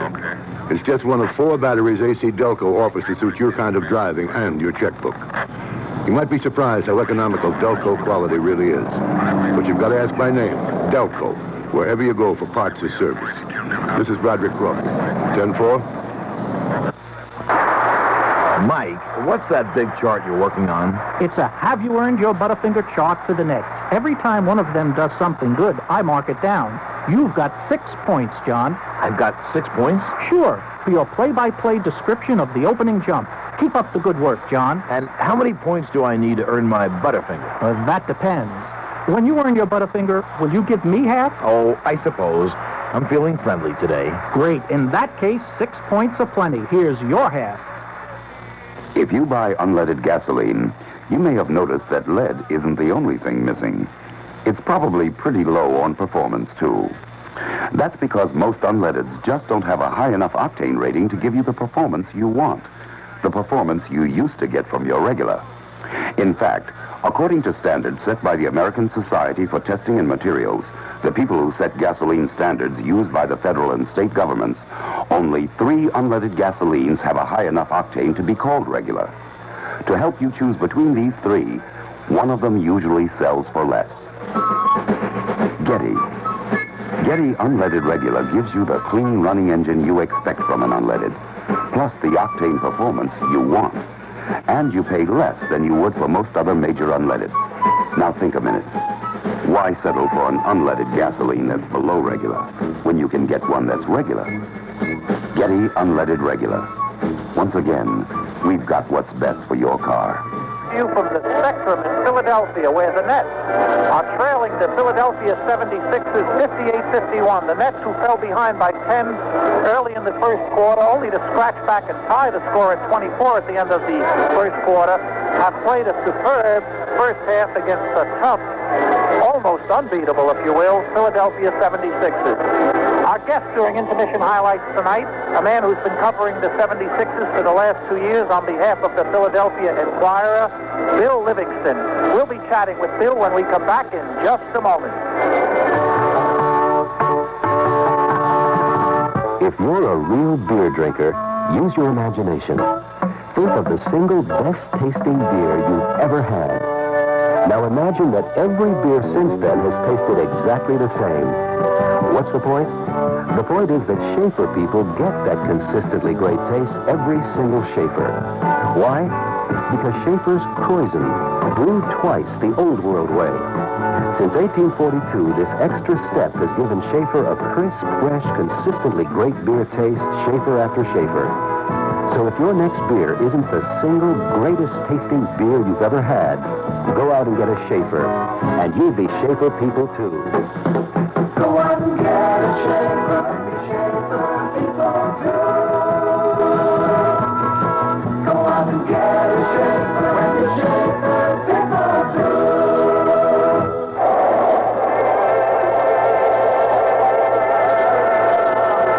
We're at halftime at the Philadelphia Spectrum, New York, trailing the 76ers 58-51. I'm with Bill Livingston of the Philadelphia Inquirer. Bill, your impressions of the New York Nets in particular after that first half? I think Mike Banham is the person that got them back in the game. He held George McGinnis, I believe it's one basket in the second quarter, and did a nice job off the boards. And the 76ers, when Caldwell Jones got in trouble, they tried to go to the young kid, Daryl Dawkins, and he just wasn't getting it done then. And I think he's the reason the Nets are back in the game. Caldwell Jones, I think he's been playing backup, if I'm not mistaken, to Harvey Catchings during the first half of the season. Yeah, he just became the starter when Catchings was hurt in Denver last Sunday. Caldwell Jones is an enigma. He has much more talent than Catchings, but the one thing he doesn't do is to convert from offense to defense. And of course, that is not exactly the strong suit of either McGinnis or Irving either.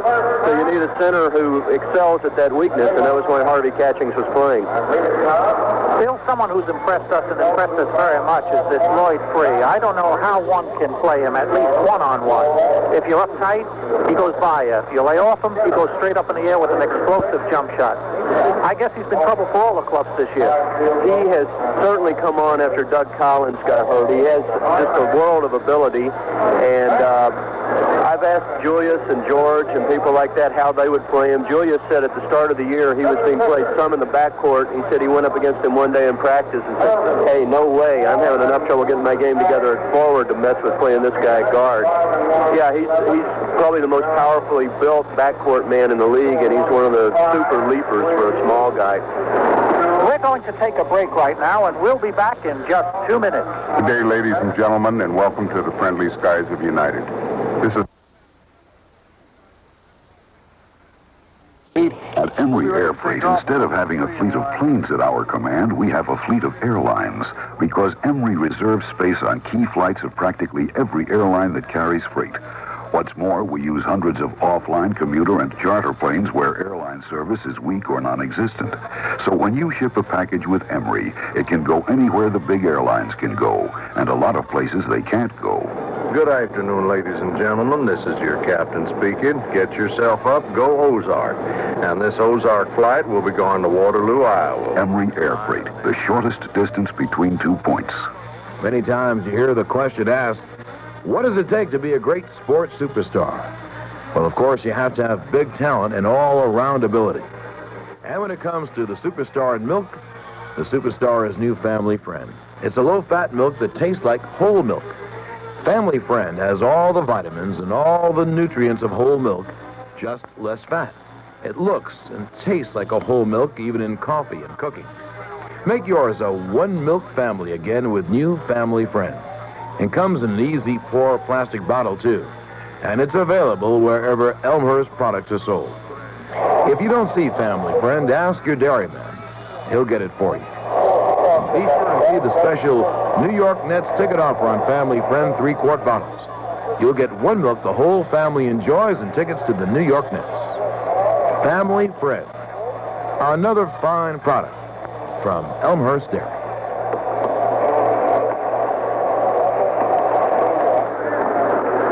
Halftime at the Spectrum, Mike DiTomasso with Bill Livingston of the Philadelphia Inquirer. The 76ers leading the Nets 58-51.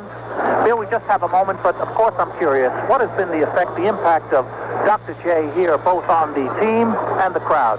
Well, he's had an enormous impact, Mike, on the crowd. The season ticket sales are up, and he may even mostly pay for himself in that respect. As far as a player, I don't think the basketball fans of America will ever see the Julius Erving that you people saw in the ABA, because there are just too many other players on this team, and the plays are not directed all toward him, and I think to a certain extent that's certainly a shame.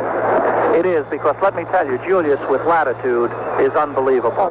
Bill, we've run out of time, and I want to thank you for dropping by and being our guest during the intermission highlights tonight.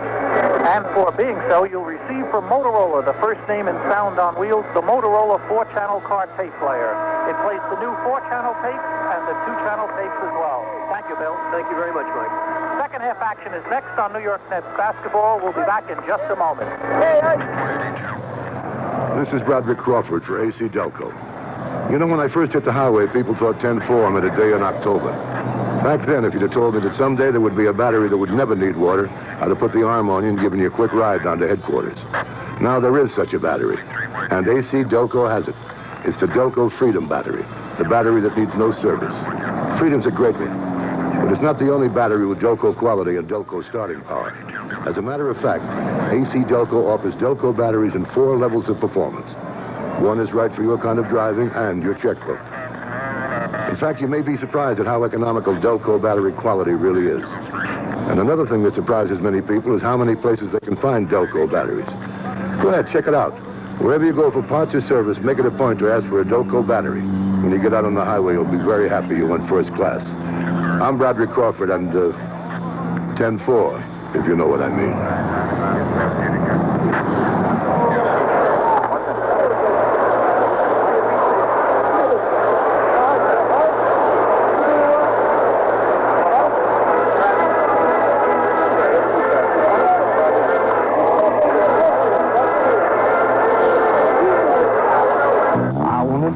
Like no other beer. I'm Schaefer people. I want flavor that won't disappear. I'm Schaefer people. Consistency makes a great beer, and Schaefer's consistently great tasting every single time because Schaefer's brewed the old world way. Kreuzening, we call it. Since 1842, Kreuzening, the extra step of brewing twice, has kept Schaefer consistently fresh and crisp, consistently great tasting, beer after Schaefer beer. I want a beer like no other beer. I'm Schaefer people. I want flavor that won't disappear. I'm Schaefer people. A Schaefer beer goes straight to your thirst. Your last one tastes as good as your first. Go out and get a Schaefer and be Schaefer people too. Go out and get a Schaefer and be Schaefer people too. And it will be pulling up your ball on the non-shooting foul. Mike will look at the halftime stats. He'll pick out the important stats that half. I know one of them he might pick out. A down low from McGinnis left side in the lane. The running right-hander is no good. And the rebound is taken by Jan Van Bredikoff. The Mets are starting Wool in the backcourt along with Jan, with Bassett, Banham, and Davis up front. Bubbles is on the bench, and I think I can explain that. They want something coming off the bench. The old Boston Celtics theory. Now, Bassett holds the ball outside. Now drives right. Give him a sideline of Wool, but the running left-hander is good. Wool banks it in on the left side. 5-point lead, 60-55. It's a 5-point Philadelphia lead. As we begin the third quarter, the Nets have hung very tough tonight. All right, here's McGinnis now on the right side. A long jumper is good. Well, when he hits those shots, you know, he can go around you pretty easily, Mike. And those are the shots you like to give a player, John. He was way away from the basket, but he hit it anyway. In the lane comes up Davis with the ball knocked away, picked up by McGinnis. McGinnis drives up court. Ahead for Doc. The drive is no good. He got fouled. It'll be a two-shot foul. In the first half, McGinnis had 14 rebounds. That'll do. Lloyd Free had 6 assists and 10 points in that half. All right, Doc is on the line. He's got 2 foul shots. Philadelphia starting Bibby and Free in the backcourt. Caldwell Jones, Doc Irving, and George McGinnis. Foul shot by Doc is good. If you're wondering about Doug Collins, the all-pro player on Philadelphia, the guard, one of the all-pro players, he's just coming back from an injury, and he is on the bench tonight. This is the first game he's suited up in a while. But they haven't missed him either. Well, that's not a knock on Collins. Just Free has been exceptional. Left side Davis, down low for Banham. Inside, his layup is good. And the Nets continue to move the ball around and get fixed down low for Banham. Banham is catching the ball down low. All right, Doc on the right side is double teamed. Get it outside of Free. Free, a jumper head of the key is no good. Tipped up and no good by McGinnis. Tipped up and no good by McGinnis. Tipped up by McGinnis. It is no good. There's going to be a foul. And tonight, Mike, they've had no one to play McGinnis inside. McGinnis got inside, John, and inside Mel Davis and Timmy Bassett, and they were trying to get the ball from behind him, and that's impossible. When McGinnis has the inside position on you offensively, you're done. You know, Bassett has got a great build, a tough, muscular build. And look how much bigger McGinnis is in the arms, chest, and shoulders than Bassett. It really is a remarkable development. 66-57, a 9-point Philadelphia lead. The thing about McGinnis is he never worked to get that. He just grew that way. He's not a weightlifter. I don't believe he is anyway. Outside Bassett. On the right side man, he drives, stops, jump passes to Bassett. His head of the key jumper is no good long. Rebound Davis. Davis to the hoop. His fall away is blocked by Doc. Rebound is knocked away by Davis. Stolen by Davis. His jump shot is no good. Up and in by Jimmy Bassett. But how do you like the offensive rebounding of Mel Davis? Great, John, and great hustle, great effort. He didn't give up on the ball even when it appeared as if the 76er had gained control, and he stuck with it, made that basket by Bassett possible. 7-point Philadelphia lead. Bibby has it outside. Bibby holds the ball, and on the deep left sideline, Free, give it outside of McGinnis. He drives the lane with a running right-hander. It is no good. Rebound is back tap. Batted away by Free, but picked up by Van Bredikoff. Ahead from Bassett. Bassett in front court, played by Caldwell Jones. Give it outside of Dave Wool. Wool now down low for Banham. He fakes. His layup is no good, but he draws the foul. But they're going to rule a walking violation on Banham. They're going to walk a walking violation on Banham. And right now there's going to be a timeout call by Philadelphia. There is a timeout with the score. Philadelphia 66 and the Nets 59. In the midst of winter's chill, it's time for Crazy Eddie's summertime sale. That's right, with the temperatures colder than ever, Crazy Eddie's prices are hotter than ever. Shop around, check all the advertised specials, get the best prices you can find, then call Crazy Eddie at 645-1196 for a free price quote. Crazy Eddie's got the lowest prices on audio equipment, color TV, car stereo, CBs, Betamax video games. Crazy Eddie continues to melt the competition during his summertime sale. See Crazy Eddie at any one of his 4 great locations or call him at 645-1196. After the game, you can score big points with a victory celebration at Jack in the Box. Celebrate with a Jumbo Jack hamburger and super scoop of French fries, or a super taco, or drown your sorrow in a big shake. If you can't make it after the game, come later. Most Jack in the Box restaurants are open 24 hours a day. After the game, pop into a Jack in the Box and have a ball, or a puck, depending on which game you're listening to. John Sterling and Mike DiTomasso before a noisy, big crowd at the Spectrum. And the Nets are really hanging tough. They're down by 7 with 8:47 left third quarter. And you got to be proud and feel good for the New York Nets, and especially for coaches Lockery and Thorne, who are doing a masterful job in keeping this club in this ball game. Bibby will bring it in. It's Bibby, Bree, Caldwell Jones, McGinnis, and Julius Irving. So let's go with Wolf and Bredikoff. And the front line, Bassett and Davis. Bassett playing the center. All right, front court Caldwell Jones, pushed from behind by Mel Davis. It'll be a non-shooting foul.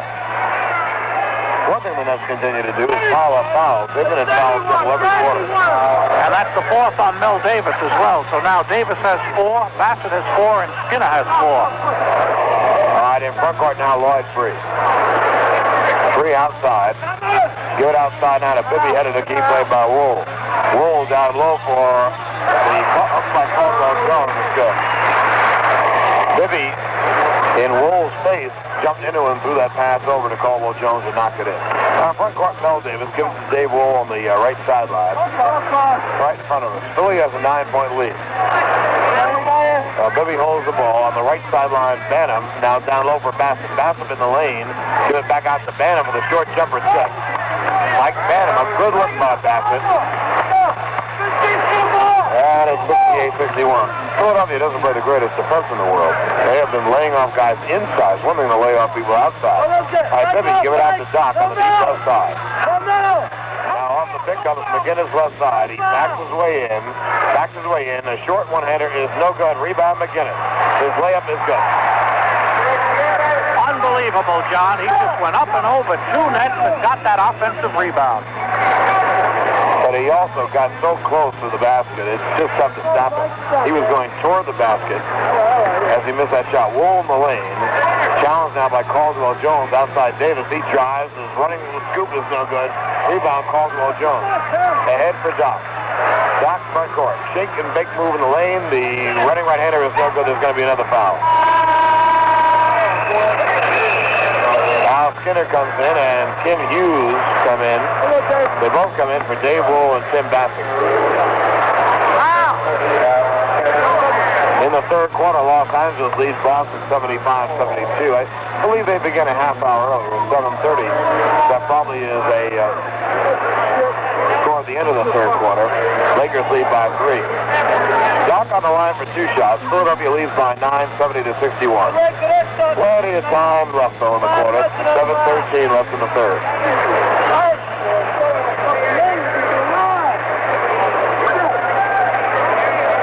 Foul shot by Doc is good.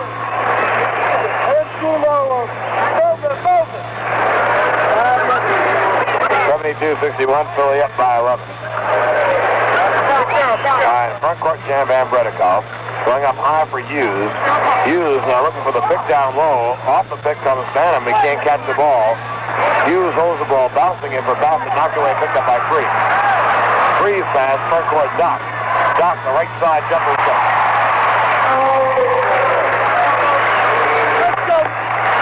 74-61. Philly has their largest lead at 13. Skinner comes in front court. Down the lane, Hughes. Down low for Banham. Banham's short jumper is good. Mike Banham. The Nets got a guy operating close. He operates very well. Here's McGinnis staring to the hoop. The layup is good. Off the basket. He got fouled on the play. McGinnis sticking with a running start. They got 2 forwards who go to the hole about as well as you'd ever want anyone, guard, center, or forward, to go to the hole. John, once he takes off like that, there's no way anybody is going to stop him. He just went right to the hoop, and all you could do is just lay all over him, and he still hits the shot. Foul shot by McGinnis is good. McGinnis now has 20 in the game. Doc has 16. Well, it's some tandem, huh?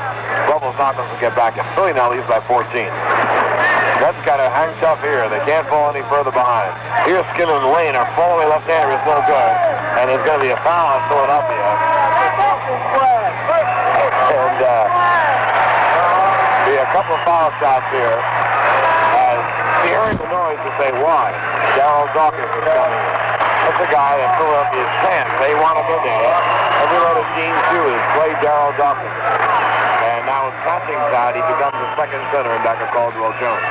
Well, I was in the press room when he was passing by, John, and he's a very personable young man, very friendly, very warm, and it's easy to understand why the entire crowd is behind him, and of course, being as young as he is also helps the cause. Foul shot is missed by Skinner. He's got one more. 14-point lead, 77-63 for Philly. Foul shot is no good. Rebound is picked up by Dawkins. Ahead for Lloyd Free. Give it outside of Bibby. He shoots a long jumper. It is no good, and it goes over the backboard. That was from about 30 feet out. No hesitation, John. I don't think the shot clock was running down to you.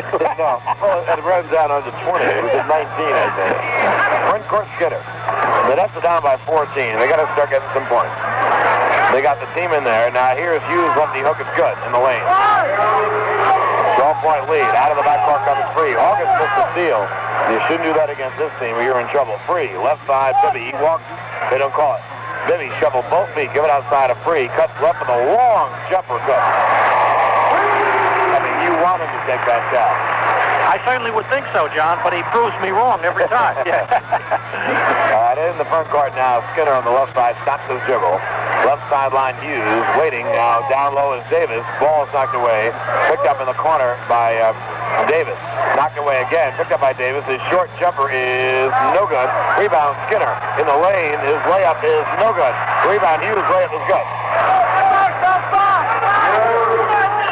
79-57, a 12-point Philadelphia lead. I just love this young Nets team. They're going to double team the ball. Bibby runs over Skinner and draws the offensive foul. And Mike, there's your prodigy against Skinner. There's my man again, putting himself in great position to draw the offensive foul. Great anticipation, knowing exactly what the player is going to do with the ball. It happens every time. It is a young, aggressive, muscular, quick Nets team. In front court, Hawkins driving to the hoop. He got fouled. He drew the foul. It'll be a two-shot foul. Hawkins has the ability to make the play. And boy, the Nets have really needed that. He can go in the lane and make his move and have a good chance to hit his shot. And, you know, if Tiny Archibald comes back soon and starts to run things with his fast, quick, aggressive team, that's going to be pretty tough at the end of this year. And he's going to have quite a few fellows now who like to run with him, something he didn't have during his playing days, or at least his playing time with the New York Nets. Now with the Skinners and the Hawkins and the Bantams, they'll move. Foul shot good. Hawkins made 1 out of 2. 11-point lead. They bring in at Barnett and release to Julius. Julius flies up court, and he stepped on the end line, but he was pushed by Bantam. And it will be a two-shot foul. Again, there are no more force outs.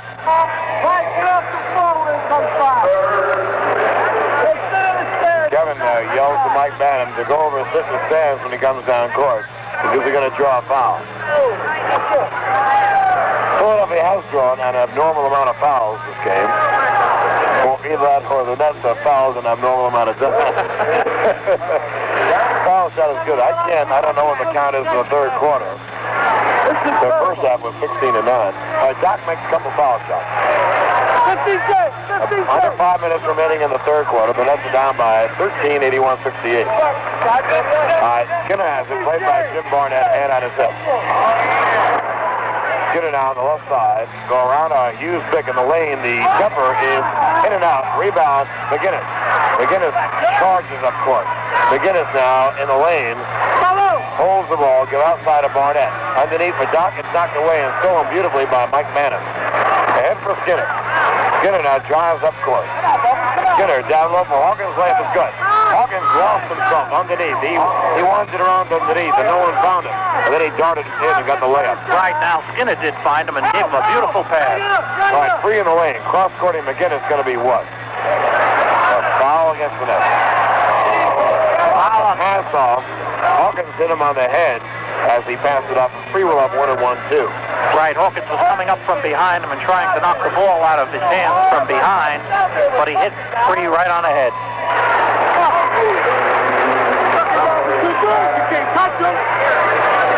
Lloyd Free has made both his foul shots. It's 83-70. Still a 13-point lead for Philadelphia. Out of the backcourt comes off. Give it outside to Hawkins. Hawkins out of the key. Backs his way in. Give it cross court to Mel Davis. He's on the right side. A long jumper there is no good. Rebound taken by Darryl Dawkins. Boy, I get out of his way. Quickly front court, Lloyd Free. Free left side. Free now. Jorks with left sideline. Going to be what? An offensive pick, I believe. Right, against Darryl Dawkins trying to spring Lloyd Free loose.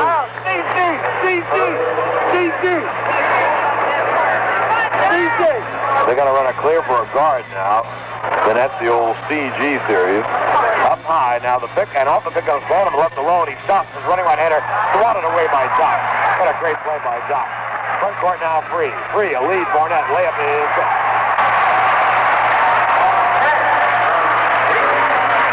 Philadelphia leads by 15. Hawkins around Barnett. Lays it up to Banham. He drives to the hole. His layup is good. Count the basket. He got fouled on the play. And, you know, if Hawkins made a nice pass, he didn't want to challenge Dawkins. But I'll tell you the same thing. Banham may have led with his arm there in getting that layup. May have, yeah. There's no question about it. Poor Dawkins didn't know what was coming at him. Well, Julius told me today that Dawkins keeps on getting called for fouls. And Doc says because he's so big, they just don't have to assume he's hitting someone. 3-point play by Banham. 85-73, 12-point Philadelphia lead. The zone press is on. Hughes ready to zone press. Now, Free darts away. This is too quick.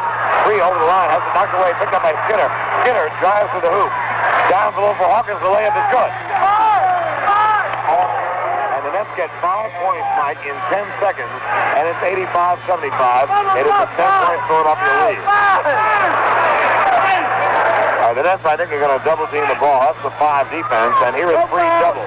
Free has it knocked away, picked up by Doc. He has it knocked away, picked up by Doc, and there's really another foul. Right now, we're going to take 15 seconds for station identification. This is New York Nets basketball. This game is brought to you in part by Emery Air Freight. If you have a most valuable package to ship, call Emery Air Freight, the shortest distance between 2 points. WMCA, New York, New York.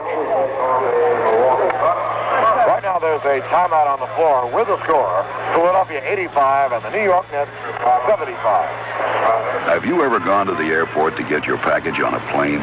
Taxi! The airport, please. I don't know what it is about this cab, but it just refuses to go to the airport at rush hour. Probably afraid of planes. Taxi! When you finally get there, you're almost sorry you did. Could either of you gentlemen tell me where the World International Counter is? Sure, it's right over that way. No, Charlie, it's over that way. And when you get to where you're going, you have to be lucky to get your package to where it's going. Hi, I'd like to get this package on your next plane to Fargo, North Dakota, please. And why are you shaking your head? See that plane taking off? Yeah. Mm-hmm. That was our next plane to Fargo, North Dakota. There's an easier way. Call Emery. We'll pick your package up and rush it to the airport. And instead of your package waiting for a plane, chances are you'll find a plane waiting for your package. You'll also find that Emery goes to more places both here and abroad than any other air freight company. Hello, Emery? Help. Emery Air Freight, the shortest distance between 2 points. John Sterling back at the Spectrum in Philadelphia. Mike DiTomasso by my side, 85-75. 10-point Philadelphia lead, and despite the disparity in foul shots attempted and made by Philadelphia over the Nets have hung tough, and I think they're very, very much in this ballgame. Well, they are, John, and they can be now with the players they have. Earlier, it was hard for the Nets to make up 10 or 12 points, but not with the Bantams, the Hawkins, the Skinners, and they're going well. They are capable now of making up 10 points or 12 points in a relatively short period of time. Dr. J will have a couple of foul shots. Julius first is good. Doc has 19. He's going for his 20th, obviously. Foul shot is good. Doc, shoot another foul, Doc.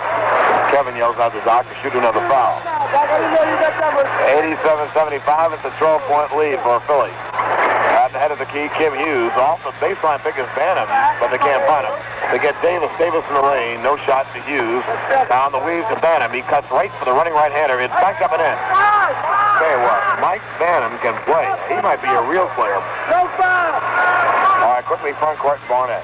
Barnett drives underneath the basket, lays it off. It's stolen, knocked away. Regained by Barnett. He drives, gives to McGinnis. Layup is good.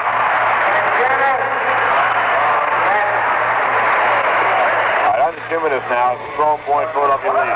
Hawkins in front court, fakes, no shot. Head of the key, Davis. Right side, Banham. Banham gives back to Mel. Mel in the lane, stops for the jumper. It is short.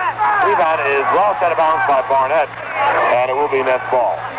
Good shot, Joe. Forget about it. Okay, baby. Now, Mel Davis is bemoaning the missed shot. Kevin yelled at him, good shot, forget about it. Meaning, go play the game. Don't worry about the shot. Well, Mel was right at the foul line, and being a good shooter, of course, he felt that he should have sent that home. All right, off the pick now on the right side is Davis as he gets the inbounds pass. 1:44 remaining in the third quarter. The Nets are down by 12. All right, Skinner outside of a free. Skinner jukes in the lane now. Stops. His short jumper is good. Count that basket. He got fouled on the play.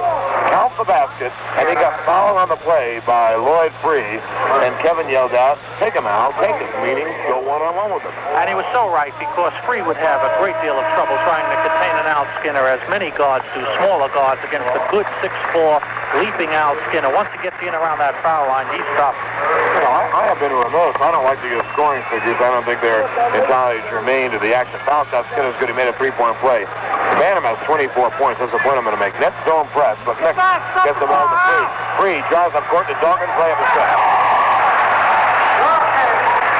They are a little too quick to zone press.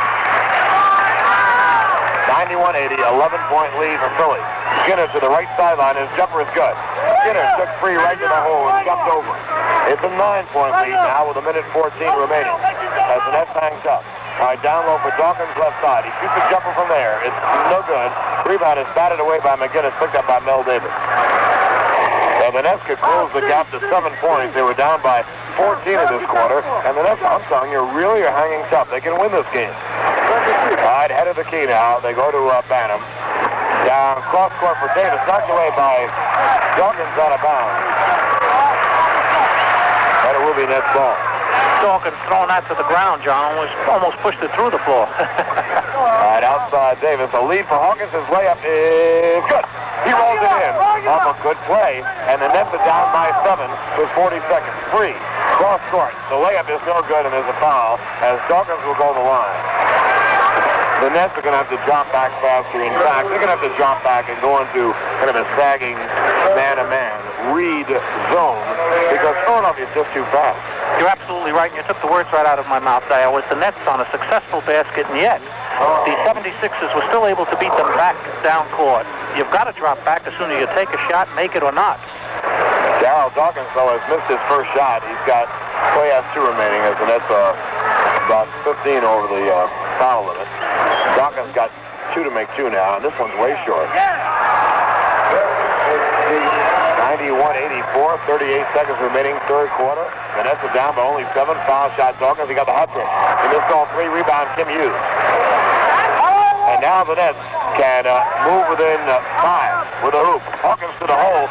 He was held by Barnett. And Philadelphia's over the limit.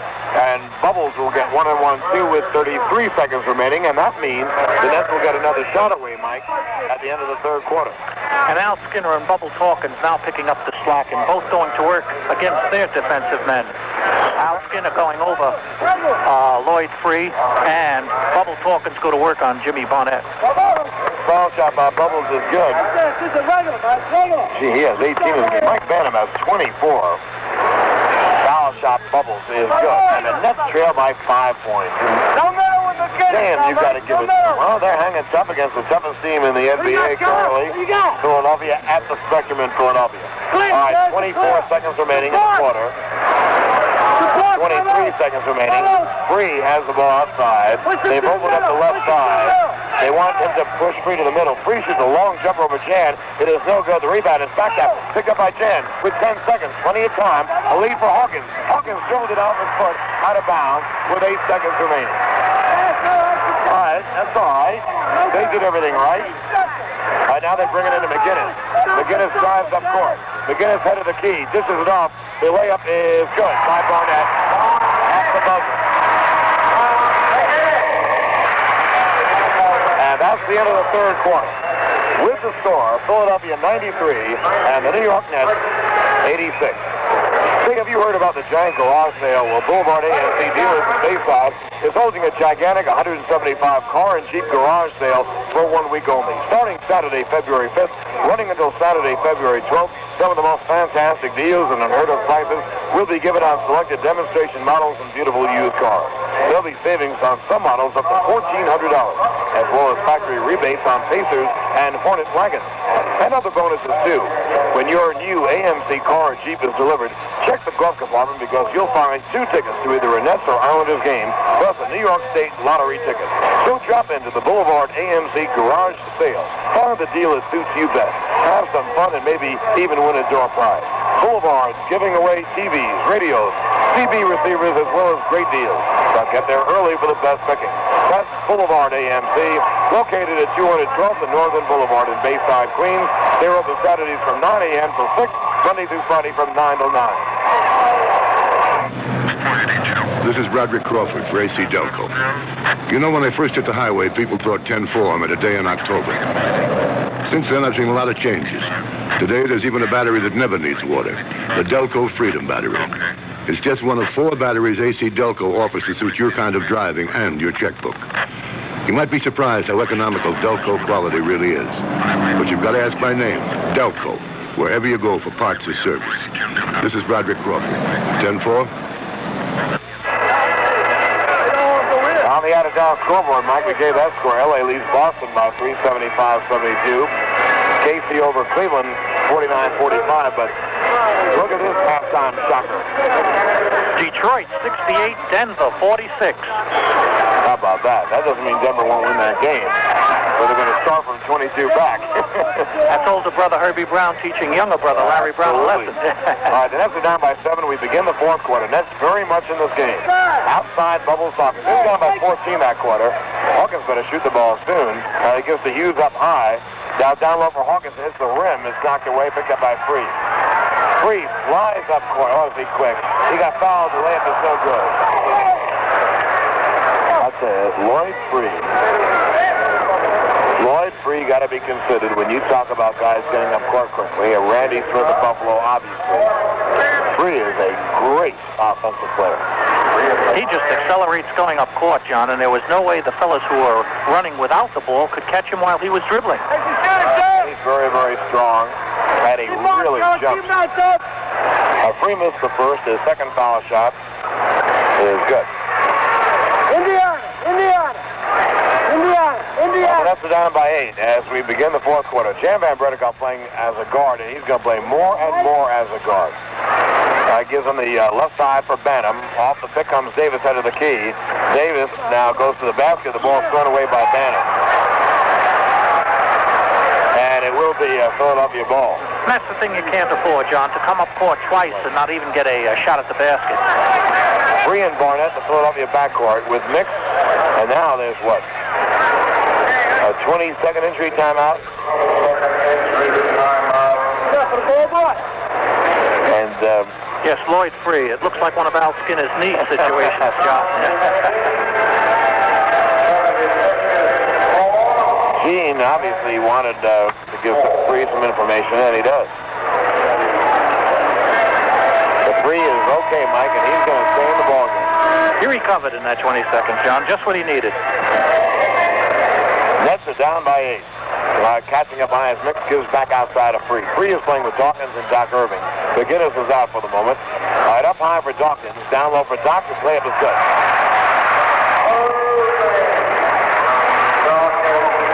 Low high post then. And they got the ball to the low man, Doc, and he laid it in. Van up court to Hughes. He stepped on the end line, and the Nets are going to be out of the game if they do this one more time. Nets have come up 3 times and not gotten a shot at the basket. Now Skinner comes in, replacing Kim Hughes. Van now moves to forward, Mike, and Skinner goes in as a guard. It's 96-86. It is a 10-point lead for Philadelphia. All right, Mick outside. Mick holds the ball. Mick drives to the right. Now he drives to the right end line. Now he gives it outside of Barnett for the long one-hander. It is no good, but the rebound by Dawkins. Dawkins drives, runs over people, and gets called on the offensive foul. And who did he charge against? Our man, Al Skinner. Carl Dawkins has the offensive subtleties of Dick Butkus. In front court now, Mel Davis. Jimmy Fox to get back in for the net. Now down low for Skinner. His layup is good. What a tough reverse layup underneath the basket over Mick. 8-point Philadelphia lead. Front court, Lloyd Free. Free now cuts left. Free has the key. Free in the lane. He lays it up and in, but he got called in the run. And he did take an extra step, or he wouldn't have gotten there. He did, because Bubbles Hawkins was right on him, and Al Skinner was dropping back also to lend some help defensively, and there was no way Free could have gotten that basket off without taking the extra step.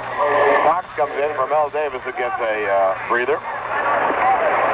96-88, it's an 8-point lead. Out in front court, Bubbles. They run a pick for Fox, but in the lane, Bantam catches, lays it up and in.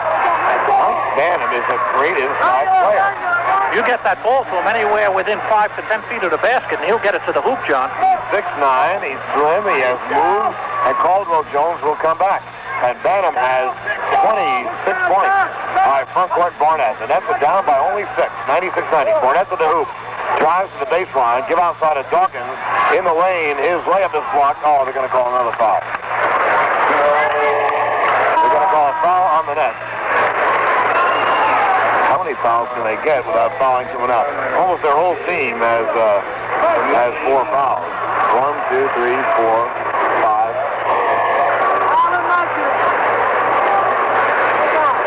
I'm trying to read Mike's hieroglyphics. Bantam does at 26. Only one man could interpret those scoring statistics, John, and that's me. Boston won a big game tonight, Mike. They came from behind and beat Los Angeles 99-98 at Boston Garden. Dawkins has missed his first. He's missed 4 straight. And he's missed 5 straight, rebounded by Skinner. And Mike, the Nets could crawl to within 4 points. A lot of time in the ball game, too, John. Mike, yes. Front court Skinner. What a win this would be. Skinner drives the lane with a running left-hander. No good, but he got fouled on the arm. And Skinner will go to the line for 2 foul shots. And the Nets have scratched their way back. They're not quitting, John. They never do. And as I said, with this new club that they have, offensively, they can make up an 8, 10, or 12-point difference. It's not out of reach. It's not out of the question any longer. But Al Skinner's on the line for 2. First foul shot is good, and the Nets are down by 5 points.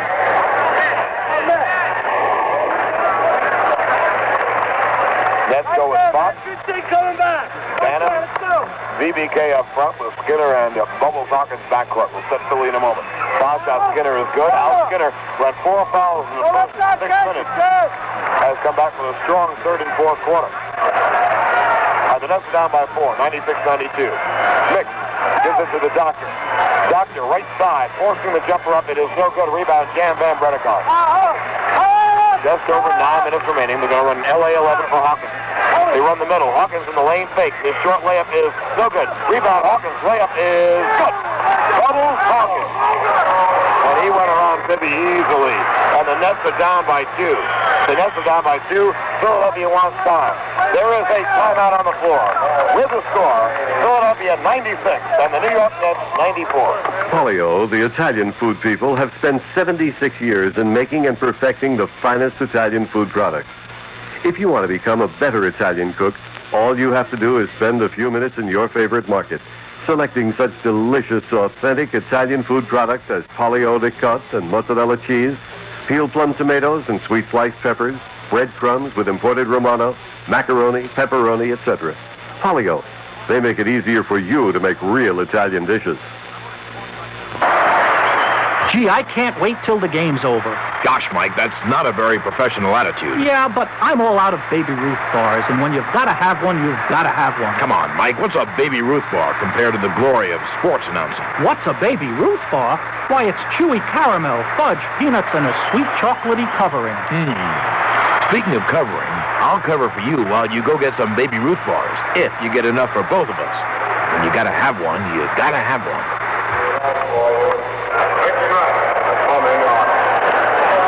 All right, John Sterling and Mike DiTomasso back at the spectrum. The Nets were down by 14 in the third quarter.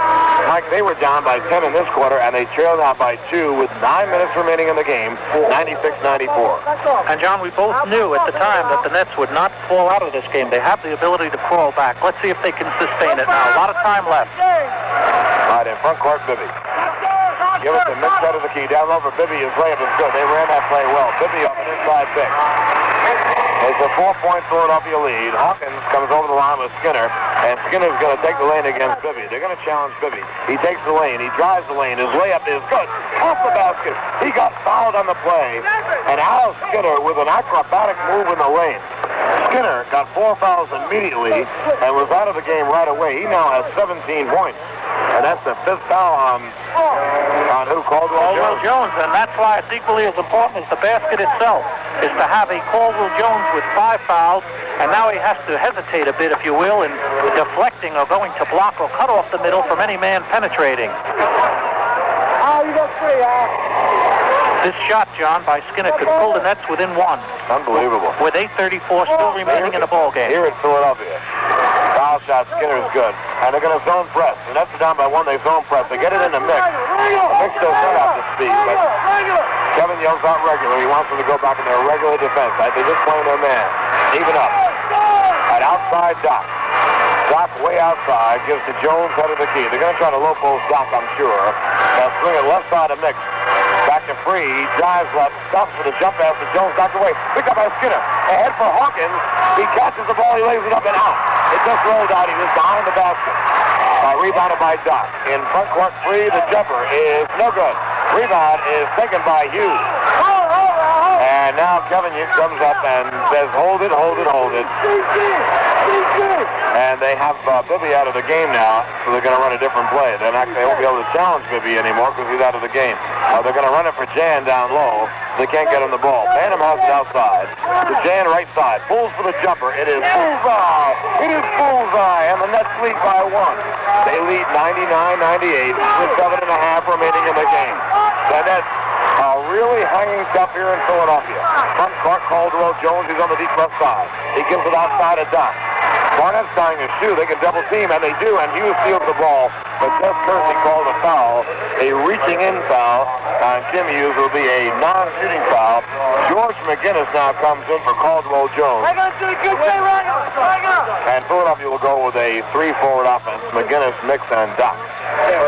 Bibby is back in, by the way, on offense. All right, here's McGinnis. McGinnis now left side to Bibby. A long jumper by Bibby from the corner is good.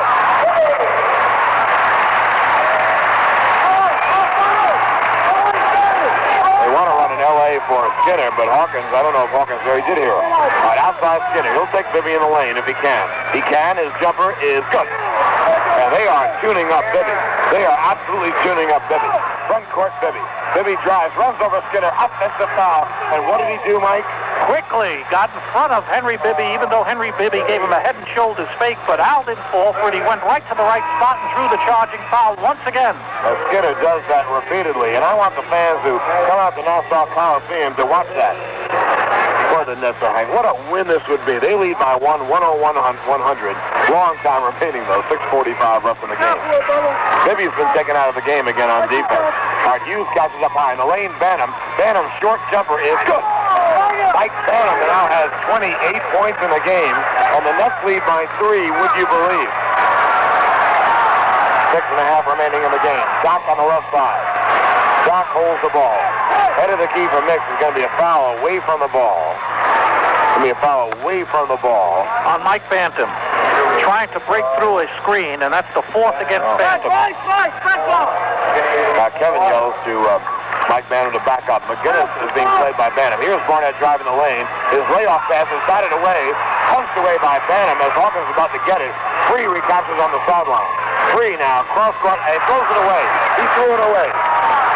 And good Nets defense on that occasion, doubling up on Lloyd Free, and he threw it away. And the Nets leading by 3 with 6:10 to go in the 4th and final quarter. Nets have Hughes, Van Bredikoff, and Bantam up front. Skinner and Hawkins in the backcourt. Hawkins, the jumper, is no good. It just went off the rim. Then he got fouled, and Hawkins will go to the line for 2 shots. underestimate this Mets team, John. I don't care if we're in Philadelphia or on the moon. They have a shot at winning this one. I'll tell you what, I don't underestimate anymore. They have to work it out for the rest of the year, but I wish the year could start now. I wouldn't be afraid of taking this team against the rest of the NBA, and I really mean that, too. We said that the other night. We wished it was a new season against the Boston Celtics, the way they were playing, and here they're repeating it again. Hawkins rolls in his first foul shot. Bubbles got 22 in the game, and the Nets lead by 4 for their biggest lead. 104-100 foul shot. It's no good. Rebound, Banham. Banham to the hoop. His layup is blocked by Caldwell Jones. A great block. Jones drives up court. Bouncing for Barnett. His jumper is good.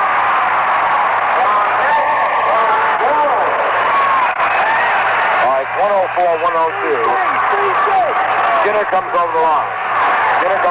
Played by Freeze. They go up high to Hughes. This big crowd just behind Philly. Down low for Banham. Banham in the lane. Banham dives. He got held out by McGinnis. He got held out by George McGinnis. And let's see if Philadelphia is over the limit. No, it's their fourth. No, both teams are now reached their limit.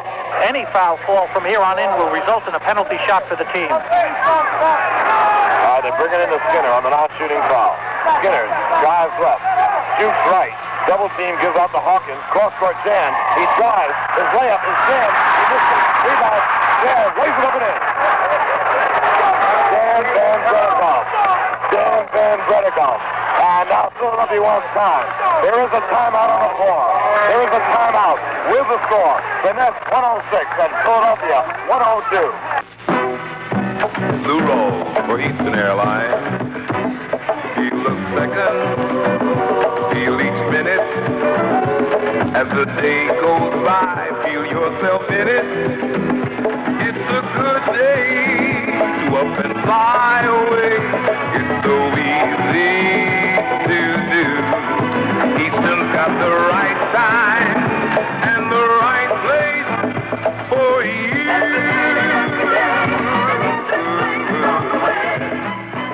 If the right place for you is in Florida, Eastern Airlines has the right time for you. Eastern has 47 daily non-stops to 10 cities in Florida. That's more than any other airline. And remember, there are no lower airfares from New York than Eastern. For reservations to Florida, call your travel agent or Eastern Airlines.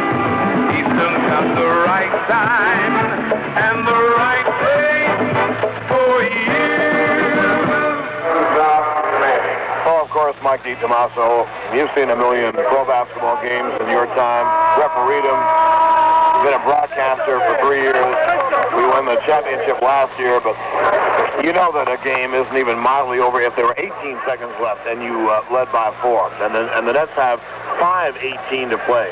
But I love what the Nets are doing. They're playing Philadelphia in Philadelphia. They were down by 14, then down by 10 in this quarter. And they scratch their way back, and they can play with. If they can play with this team, they can play with any team in the league. John, even if this doesn't result in a win for the New York Nets, it's a win as far as I'm concerned. The ramifications and implications of playing Philadelphia to a virtual standstill at the Spectrum is amazing in and of itself. Philadelphia has the ball. They're down by 4, just over 5. Mix has it outside, give it off to Barnett, who had to play Barnett because Bibby has been used by the Nets. Jumper Barnett is no good. Rebound jam going to the hoop. It's knocked away, but it's regained at the midcourt line by Jones. The head from McGinnis. His jumper is no good. Rebound, Tim Hughes. McGinnis missed an easy one, and now the Nets bring it up. And the Nets could take a 6-point lead. They would have turned 16 points around in the quarter. They were down by 10 this quarter. All right, Hughes outside of Van. Van looking for Hawkins inside, can't get him. Outside Banham. Banham left of the key, drives the lane. His running right-hander is spotted away by Jones. They should have called goaltending. Freeze drives up court. His layup is good. And he got fouled.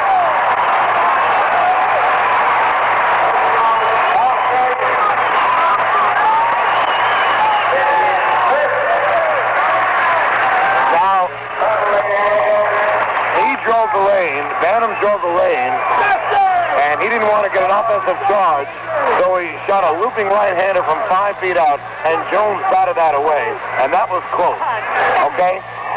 Roy Freak can drive a court like no one I've ever seen, and he just got the layup and got the foul. And another shortcoming for that play is Bubbles Hawkins drawing his 5th foul. We need him in there, John. All right, Free has missed both foul shots.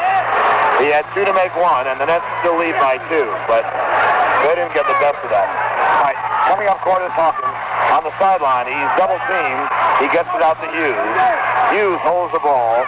Now give it out to Banham. Banham drives right with a running right-hander. It is short. Rebound. Backed up by Banham. Picked up by Jan. He drives the lane to Banham. Inside the layup is good. Mike Banham. Mike Banham. He's got 30 points and he's doing it all. And Mike Banham is doing it all. All right, in front court now, George McGinnis. Doc will get back in for Philadelphia. The Nets are up by 4. Right side of the key for Lloyd Free. They try to get McGinnis low. They have him on the right side. He pulls his way in. He got offensive foul. Offensive foul, George McGinnis. Against, once again, Al Skinner. And here's things that don't show in his stats. But Al Skinner, by drawing that charging play and by playing such great defense, has forced about 4 turnovers. All right, the Nets bringing in to Skinner. He was pressed by Barnett. But Philadelphia doesn't have really great defensive guards, as the Nets have been using them. All right, deep right side now. Skinner right in front of us. Hughes has to pick up high. Skinner used it. Now Skinner drives left with a running left-hander. It is no good. Rebound is knocked away and picked up by Doc. Julius Irving ahead for Free. Drives left. The running right-hander is no good. Rebound Doc. His layup is no good. Rebound McGinnis is good.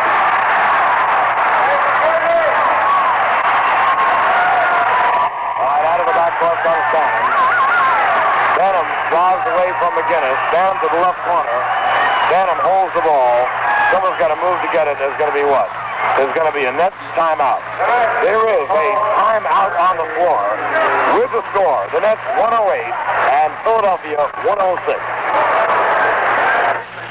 In the midst of winter's chill, it's time for Crazy Eddie's summertime sale. That's right. With the temperatures colder than ever, Crazy Eddie's prices are hotter than ever. Shop around. Check all the advertised specials. Get the best prices you can find. Then call Crazy Eddie at 645-1196 for a free price quote. Crazy Eddie's got the lowest prices on audio equipment, color TV, car stereo, CBs, Betamax, video games. Crazy Eddie continues to melt the competition during his summertime sale. See Crazy Eddie at any one of his 4 great locations or call him at 645-1196. The 1976 baseball season is history, but the start of the 77 season is just around the corner. It's never too early to begin making plans to see the reigning American League champion New York Yankees during the coming year. Stars like Catfish Hunter and American League MVP Thurman Munson will be joined this season by slugger Reggie Jackson and hard-throwing southpaw Don Gulick. The 1977 All-Star Game is also on tap at Yankee Stadium. For information on season tickets and special group rates, call 212-293-4300 or write New York Yankees Season Sales, Yankee Stadium, 10451. This is New York Nets basketball. This game is brought to you in part by Emery Air Freight. Don't get caught off base because of the air freight company you use. Call Emery, the shortest distance between 2 points. WMCA, New York, New York. John Sterling and Mike DiTomasso back at Philadelphia Spectrum. It is 108-106 Nets. They have a 2-point lead and 3:07 to play in the ball. A very important basket. Right outside Hawkins. He drives around Free and he got fouled. It'll be a 2-shot foul because Philadelphia is over the limit. Julius Irving has 22, and McGinnis has 23, Free has 23, and McGinnis has 24 for Philly. That's led by Bubbles 22, Mike Banham has 30 points, and Al Skinner has 20. Foul shot, Bubbles good. In fact, the Nets are really isolating their guards, Hawkins and Skinner. Hawkins rolls in 2 foul shots, and Nets have a 4-point lead. All right, Free comes over the line. Gives to Barnett, right side Barnett. Got left of the key for Free, and they run it down low for George. McGinnis down low in the lane. The running right-hander is no good. Rebound is knocked loose, picked up by Hughes. Philadelphia got the play they wanted. They got it down low for George, Mike. Right.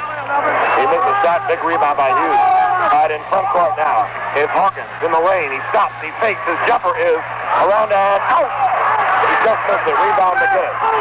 Ahead for Barnett. Barnett drives in the lane, just outside of Doc. He goes across the lane for the jumper. It is short. Rebound is taken by McGinnis. His layup is good.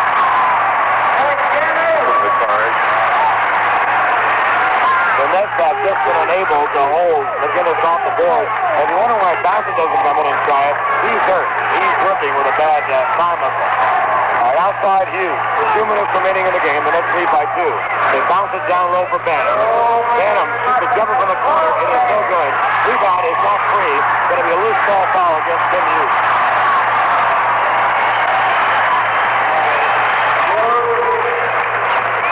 That was the first shot, Mike. I'm going to give some more applause to Rod Thorne and head coach Kevin Lockery for the plays they're calling and for the execution by the players.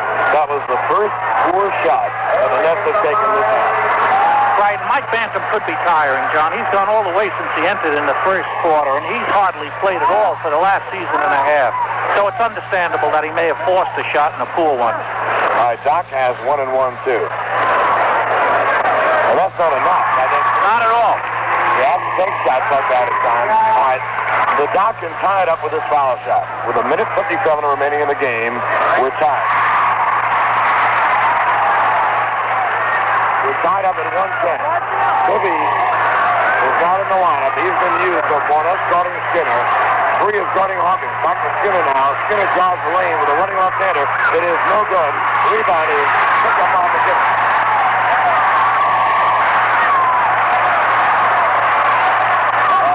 Free comes across the line. Free comes across the line to Caldwell Jones. Back outside for the Doc. Now they swing it left side from McGinnis. They're trying to get free inside. McGinnis drives, stops. His one-hander is no good. The rebound is taken by Hughes, and there's a loose ball foul. There's a loose ball foul. The only problem is that the guy they fouled is Kim Hughes, and Kim has had his problem shooting fouls. So Hughes will get 1 and 1, too. And I think Kevin wants a timeout. And Kevin does want a timeout. But we're going to keep it here. We're going to keep it here. Mike, it's fun again. And I said this last time. It's aggressive and dynamic and exciting and exhilarating. The crowd noise, the timeouts, the end of the game surges. This is what we had, of course, for the last couple of years and on to the championship. And darn it, we've got it again. A young, muscular, aggressive, quick, fast team, a battling team, 8, 9, 10 players strong, and just wait till Tiny gets back. And here we are, 110, 110, a minute 21 left in the game. The Nets have a couple of foul shots. I don't know if they're going to win it or lose it, but I'm happy being here. Oh, I sure am. And John, let the last 2 games, meaning this one tonight, serve notice to the rest of the NBA. You can be sure their eyes will be wide open tomorrow when they see the score of this one immediately following a victory over the Boston Celtics in New York. So here are the Nets. Winners of only 12 games prior to Wednesday's game, going against 2 of the top teams in the entire NBA, beating one, holding the other to a tie score with 1:21 to go at the visitors' court. This is a ball club that will have to be contended with for the rest of the season. Philadelphia's team has just been wasting opponents. They beat Detroit here the other night by 20 or 30 points. By the way, Detroit led 68-46 at the end of the half. Their lead is now down to 12 as they begin the fourth quarter. Detroit leads by 12. But here we have problems of our own in River City. Tim Hughes is on the line for a couple. The Nets go with Van Bredikoff, Hughes, Banham, Skinner, and Hawkins. Philadelphia with the Doctor, George McGinnis, Caldwell Jones, Jim Barnett, and Lloyd Free. Hughes has 2 foul shots on the line.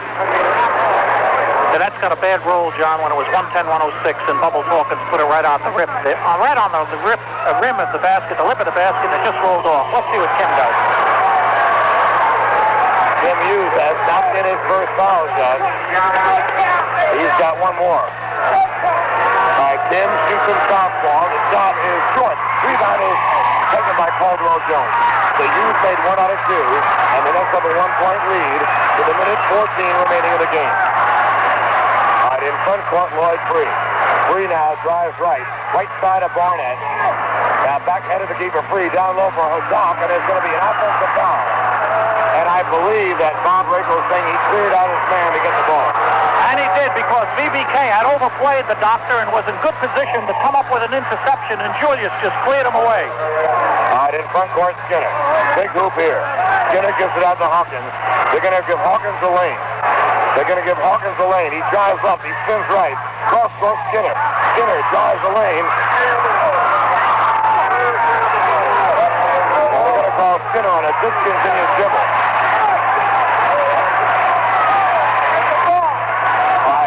court now, Lloyd free. 45 seconds remaining in the game. Free drives left. Spins right, loses the ball, picks up his dribble, and they're going to call the same thing. They're going to call a discontinued dribble on Lloyd free. How would you like and believe that you can see two of those plays back-to-back, and it both happens. Once against Skinner, once against Lloyd free, and the Nets have another big opportunity again. I'll believe anything, and that's one time. They come across the timeline. They want time. And now we can think a little bit. Michael, here's the thing. There are 35 seconds left. I can't see a shot clock. It says 19. And so the shot clock is now mildly irrelevant. The Nets have to get a good shot. If they make it, I have a question to ask. Could they be up by 3? Then they could just play tough defense. Play straight up. Exactly. But now I have a question. Would you want them to quickly come in and take a shot, and win, lose, or draw on the shot, in hopes that they could get the ball back if Philadelphia made a shot within their 24 seconds? There's 35 seconds left in the game. In other words, if they got the shot off at 32-31. Right, I'd want the shot off as soon as possible, John, to give us a chance, sure, to come back later, because you're leading by 1. If you use up too much of the shot clock right now, and you give them the chance to win the ball game with the last shot, no, I'd want it back one more time. So I'd look for a good shot as soon as possible. Not a wild shot, not a forced shot, but the first man who finds himself on balance, facing the basket, moving to the hoop, go towards it, possibly draw a foul. But yes, go to the hoop as quickly as possible. Well, Kevin, in front of us, as you can see, Mike, looking over your right shoulder and my right shoulder, Fox is going to come in the game, and that's to ensure that everybody plays the man. And if there's going to be a foul committed, you got a good shooter like Fox. If Caldwell Jones sloughs off, you got a good shooter like Fox. Anyway, I think the Nets are going to go for a shot quick. I agree with your strategy, by the way. There's 35 seconds left in the game. The Nets lead 111 to 110. They've got the ball, 19 on the shot clock, and 35 left in the game. And Skinner to bring it in, he does throw the bubble. They're going to now just clear it out. Kevin's diagram was how to get the ball inbound. All right, now Kevin tells Hawkins to go get it. They've opened the lane, double low post. Hawkins drives, shoots in the lane, gives to Banham. Cross-court Fox, an open jumper is short. The rebound is taken by Doc Irvin. 15 seconds left in the game, and Team 2 wants timeout.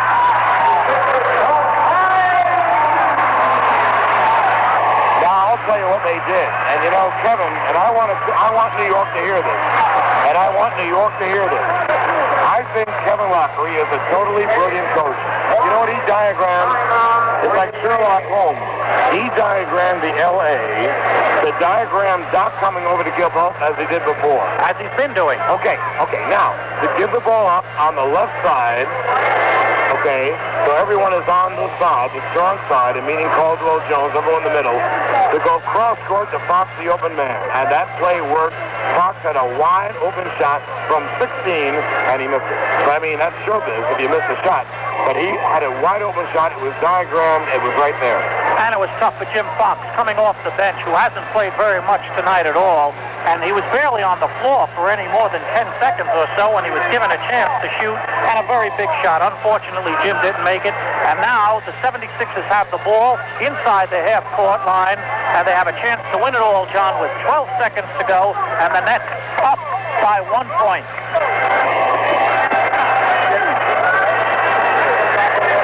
Kim Hughes has come back in on defense. Hawkins and Skinner are in the backcourt.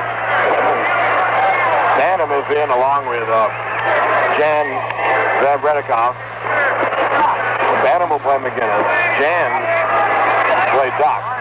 Hughes will play Caldwell Jones. Hawkins will play Lloyd Freeze. So Skinner will play Lloyd Freeze. And Hawkins will play Barnett. Philadelphia has 15 seconds to win the game. And John, what I'm afraid of, it's not their first shot, it's their second shot. Right. Even if they miss their first shot, they go so well to the offensive board, you're still very much in trouble. All right, Philadelphia has 15 seconds to win the game. All right, McGinnis brings it in, knocked away out of bounds by Hughes. It'll be what? This ball. Hughes knocked it in off Caldwell Jones with 15 seconds. And Fox is going to come back, and they know on Hughes foul. Too late. Fox cannot make it in. The ball is thrown in. It's foul. Banham foul McGinnis. Bantam foul McGinnis. It's a backcourt foul. McGinnis foul Bantam. McGinnis foul Bantam getting the ball in. I'm sorry. Thank you, Michael. Yeah, McGinnis came over Bantam's shoulder. And here's an important thing. It was in the backcourt, so he's got 3 to make 2. Very important. And if he got 3 to make 2, it doesn't matter if it was a one-shot foul. It's a backcourt foul. It's 3 to make 2. In fact, it's a 2-shot foul anyway because he fouled him as the ball was coming inbound. And, for a minute, the Nets couldn't get anyone open.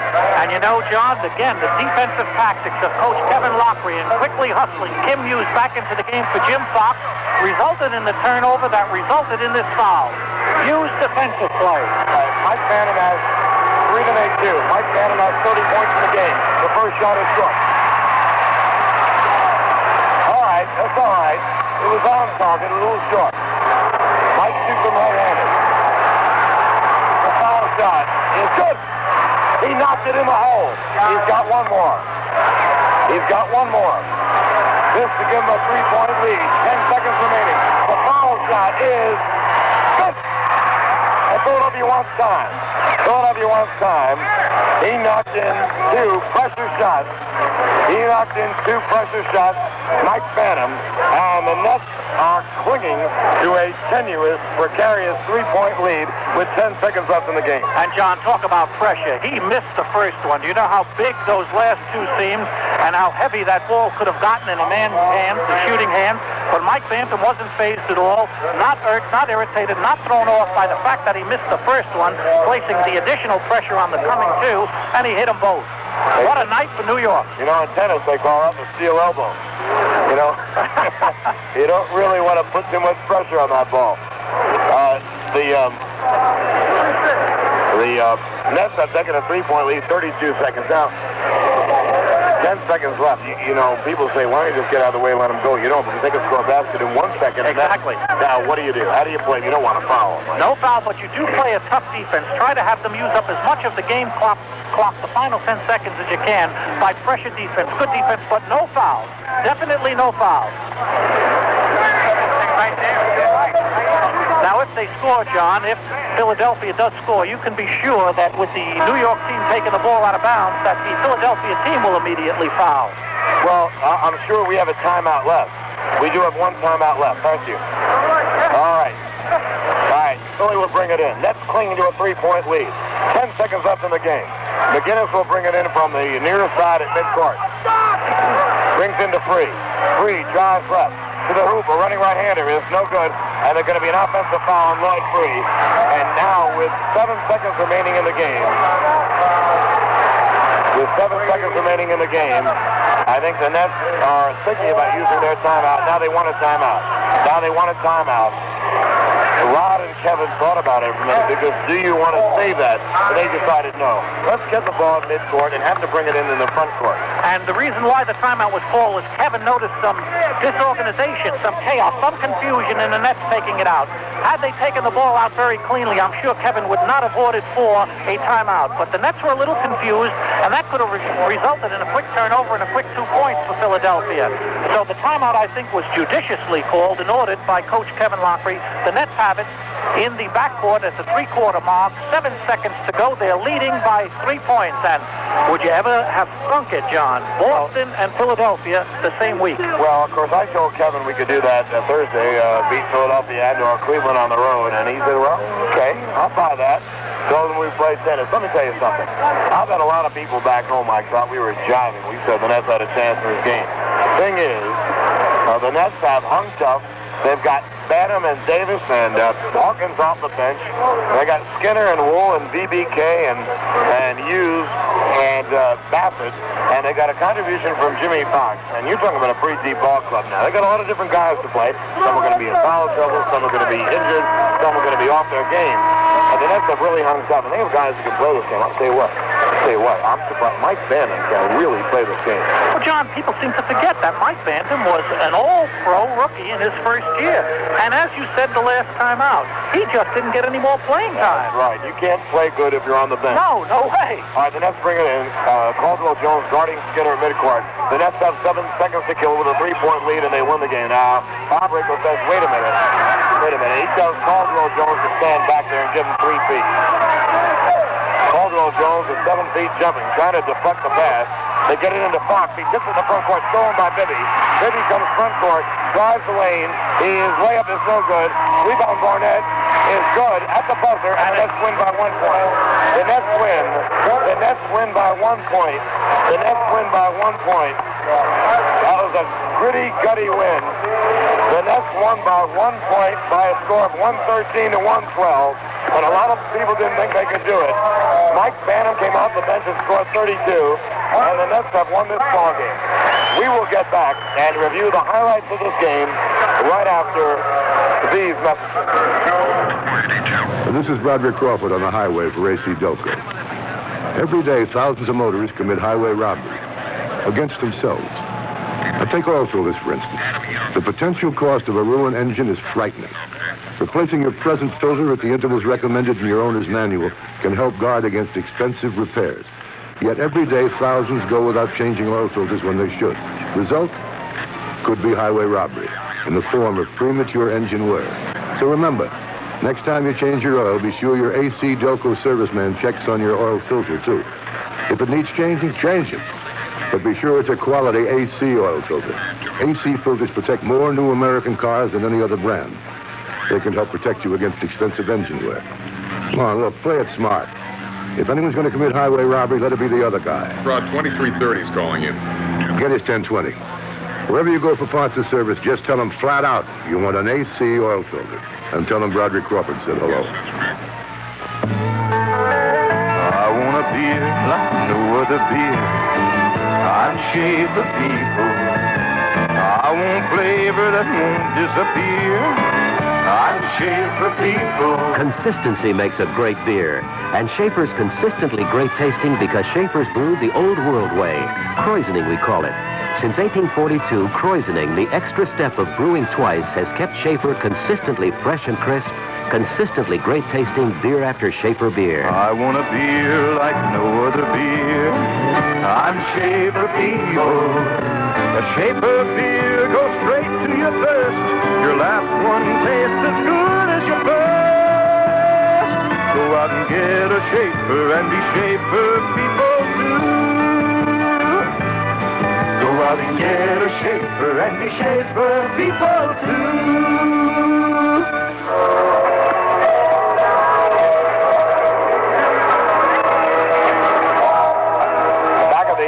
In Philadelphia. This program is authorized by the New York Nets basketball team under rights purchased by Manchester Broadcasting, solely for the entertainment of our audience. And any broadcast, rebroadcast, or the use of the game without the express written consent of the Nets is prohibited. New York Net basketball is a production of Manchester Broadcasting, which has contracted for and has exclusive rights to the broadcast of these games, including the selection of the announcers with the approval of the Nets network radio station. Michael, coming into this week, I didn't think I was ever going to do another winning game. The Islanders beat Buffalo and the Rangers, and the most surprising aspect of professional sports, and I do this on the talk show a lot before games. I'm sitting in the empty Coliseum, waiting for the people to pour in and waiting for the action to begin. I say the great thing about sports, which is why I want to do it for the rest of my life, you never know what's going to happen in a game. See, you can't predict. No one could predict. You could say, oh, I think Philadelphia will beat the Nets, obviously. But you didn't know it, and if you had predicted it, you'd have been wrong. The Nets beat Philadelphia. They've beaten Boston and Philly back-to-back, and how do you like that? I like it very much, John, and as I said to you, one thing we've overlooked is the fact that you've mentioned, for a change, the New York team once again has depth, has personnel that coaches Kevin Lockery and Rod Thorne could use, and I don't think there are two better men who know how to utilize their playing personnel better than the Nets coaching staff. So yes, Kevin Lockery, I'm sure, is just as thrilled as all of us. He knows that he could make changes, change combinations, has good defensive units, has good offensive units, but now when he goes from his defensive unit to an offensive unit, he's not giving up as much as he did in the past. When he changed from defense to offense, there was such a drastic drop in the short side of that transfer that he had to be giving up something somewhere. He no longer has to do that. And as you said, Mike Bantam, Mel Davis, Bubbles Hawkins, Al Skinner, all just playing beautifully together and never quitting, of course. And the Nets have put together a group of guys who can score, but also can defend, can run, and jump. They have athletes on the team. Look at the team. They have athletes on the team, and they really need athletes to compete in the NBA. They have a bunch, and again, it's just because they don't have name value, but they can play. Mel Davis, Mike Manham, Bubbles Hawkins, Al Skinner, Tim Bassett. They have two centers who come in, and along with Bassett, that makes three. They're there. Jan Van Bredikoff can play backcourt, which he did tonight, and then go with a big front line and a 6'8" guard in Van Bredikoff. Right, who did wind up giving Free a lot of trouble, because when BBK was in there, he was assigned to guard against Free and made his jump shot a little bit more difficult. Added some pressure to Lloyd Free. But, John, the most important thing that Kevin has now is he has men who can put the ball in the hoop. Something we said they were executing fine during the earlier part of the season. They were executing fine even during Tiny Archibald's absence and John Williamson's absence. But nobody could put the ball in a hoop. Kevin now has the men who could do just that thing. Back so many times, Mike, in the early season when we had all those problems, we would say, hey, they're not doing anything wrong, they just can't shoot. And now they got guys who can go. And they allowed Skinner and Hawkins to belabor the guards. And Banham, in fact, once again, a day or so ago, I asked Kevin, who do you think you'll play against Philly? He told me the starting team would be. He said, but if we get in trouble, we get off to another one of our bad starts. He said, now I don't have to hesitate. I'll immediately get Banham and Bubbles and Mel Davis in. Well, he did it tonight. They were down by 10. He put those three in the game. They got it going, and even though the Nets fell down by 14 at one point and 10 in the fourth quarter, they wound up winning 113 to 112. Right now, let me give you some of the scoring totals. For the Philadelphia 76ers, the Doc, Julius Erving had 24. Lloyd Free had 19, but Free had a big start in the game, and he was really held in check when BBK went to play him, and you made a good point. George McGinnis had 26, and Henry Bibby scored 16, but Bibby couldn't play in the fourth quarter, but the Nets used him every time down court, and they just, no matter who he played, Kevin's instructions, we were right in the huddle. Kevin said, we're going to run an LA, which is clearing the lane on whoever Bibby plays. Skinner and Hawkins just ate alive Bibby and Free. Neither one could contain his opponent. The Nets were led by Mike Banham, 32. Had some life of him. That's his second game. And I haven't seen a Net come up with 32 points, John, in a long, long time. Number 32, Lefty. All right, Banham had 32. Bubbles Hawkins had 24. Al Skinner had 20. Jan Van Bredikoff scored 8, but he did a big job going back and playing guard tonight. And Mel Davis had a big game, coming up with 8 points when he came in the game. And Mike, it is now time for you to present your award. And what could be tougher than picking a winner of a Butterfinger Award tonight? I'd like to give it to the entire New York Nets team, but I'm going to single out Mike Bantam with his 32 points. Mike Bantam, the man who's earned his Butterfinger tonight. Butterfinger, the candy's so good, you've got to earn it. And, John, what a return to Philadelphia for Mike Bantam, an ex-Philadelphia ball player starring at St. Joe's. He had half the house here himself. I know his request for tickets was unbelievable, but how is that for responding under pressure, both at the foul line and in the entire game? I want to apologize. I was remiss. I don't believe, as you know, Mike, in those ancillary comments that some announcers use who don't want to do the game and talk the game. I prefer talking the game with you. But that is an ancillary comment I could have put in. Mike Banham, of course, was a great star at St. Joe's. Number 1 draft pick in the pros, and I had forgotten about what a return to Philadelphia for Mike Banham. Well, how do you like that? 2 in a row against Boston and against Philadelphia. We're going to have some fun before this season's out. Bring on Cleveland Sunday, John. Okay. First of all, our next Islander game will be tomorrow night when the Islanders play the Washington Caps Saturday. In fact, we have 2 Islander games back-to-back. Saturday, the Caps, beginning with Bob Lawrence Center Ice program at 7:45. Then Sunday, beginning with Bob's Center Ice program at Madison Square Garden against the Rangers at 7:15. And our next game will be at home Wednesday night when they play Pistol Beat Maravich and the Jazz of New Orleans. Last time the Nets played the Jazz at the Coliseum, they really wasted the Jazz, beat them by 20 or 30 points. New York Nets basketball is brought to you by Getty. Getty Premium and Getty Unleaded Regular. It's a higher octane gasoline with a lower price. By Boulevard AMC, located at 212 and Northern Boulevard in Bayside, Queens. Go in and say hello to all the good people at AMC and see their new line of small cars. By the Brewers of Schaefer Beer is another major event in your Schaefer circle of sport. Schaefer is crushed.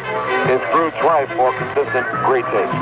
By Houston Airlines, people of Easton, and the right time and the right place for you, Easton. By EC Delco, a division of General Motors who also bring you reliable Delco batteries in 4 levels of performance. Ask for them wherever you go for parts or service. And by Polio Ricotta and Polio Mozzarella and the great Italian family of Polio Food Products. Wow. The executive producer of Nets basketball, a very happy gentleman this moment, is Edward Bazinski. The associate producer is Enos Carneseca. Our engineer tonight has done a marvelous job, Tom Keegan, here in Philly. And right now, John Sterling and Mike DiTomasso saying so long from the Spectrum in Philadelphia. The final score, the New York Nets have defeated the Philadelphia 76ers 113 to 112. How about good night, everyone?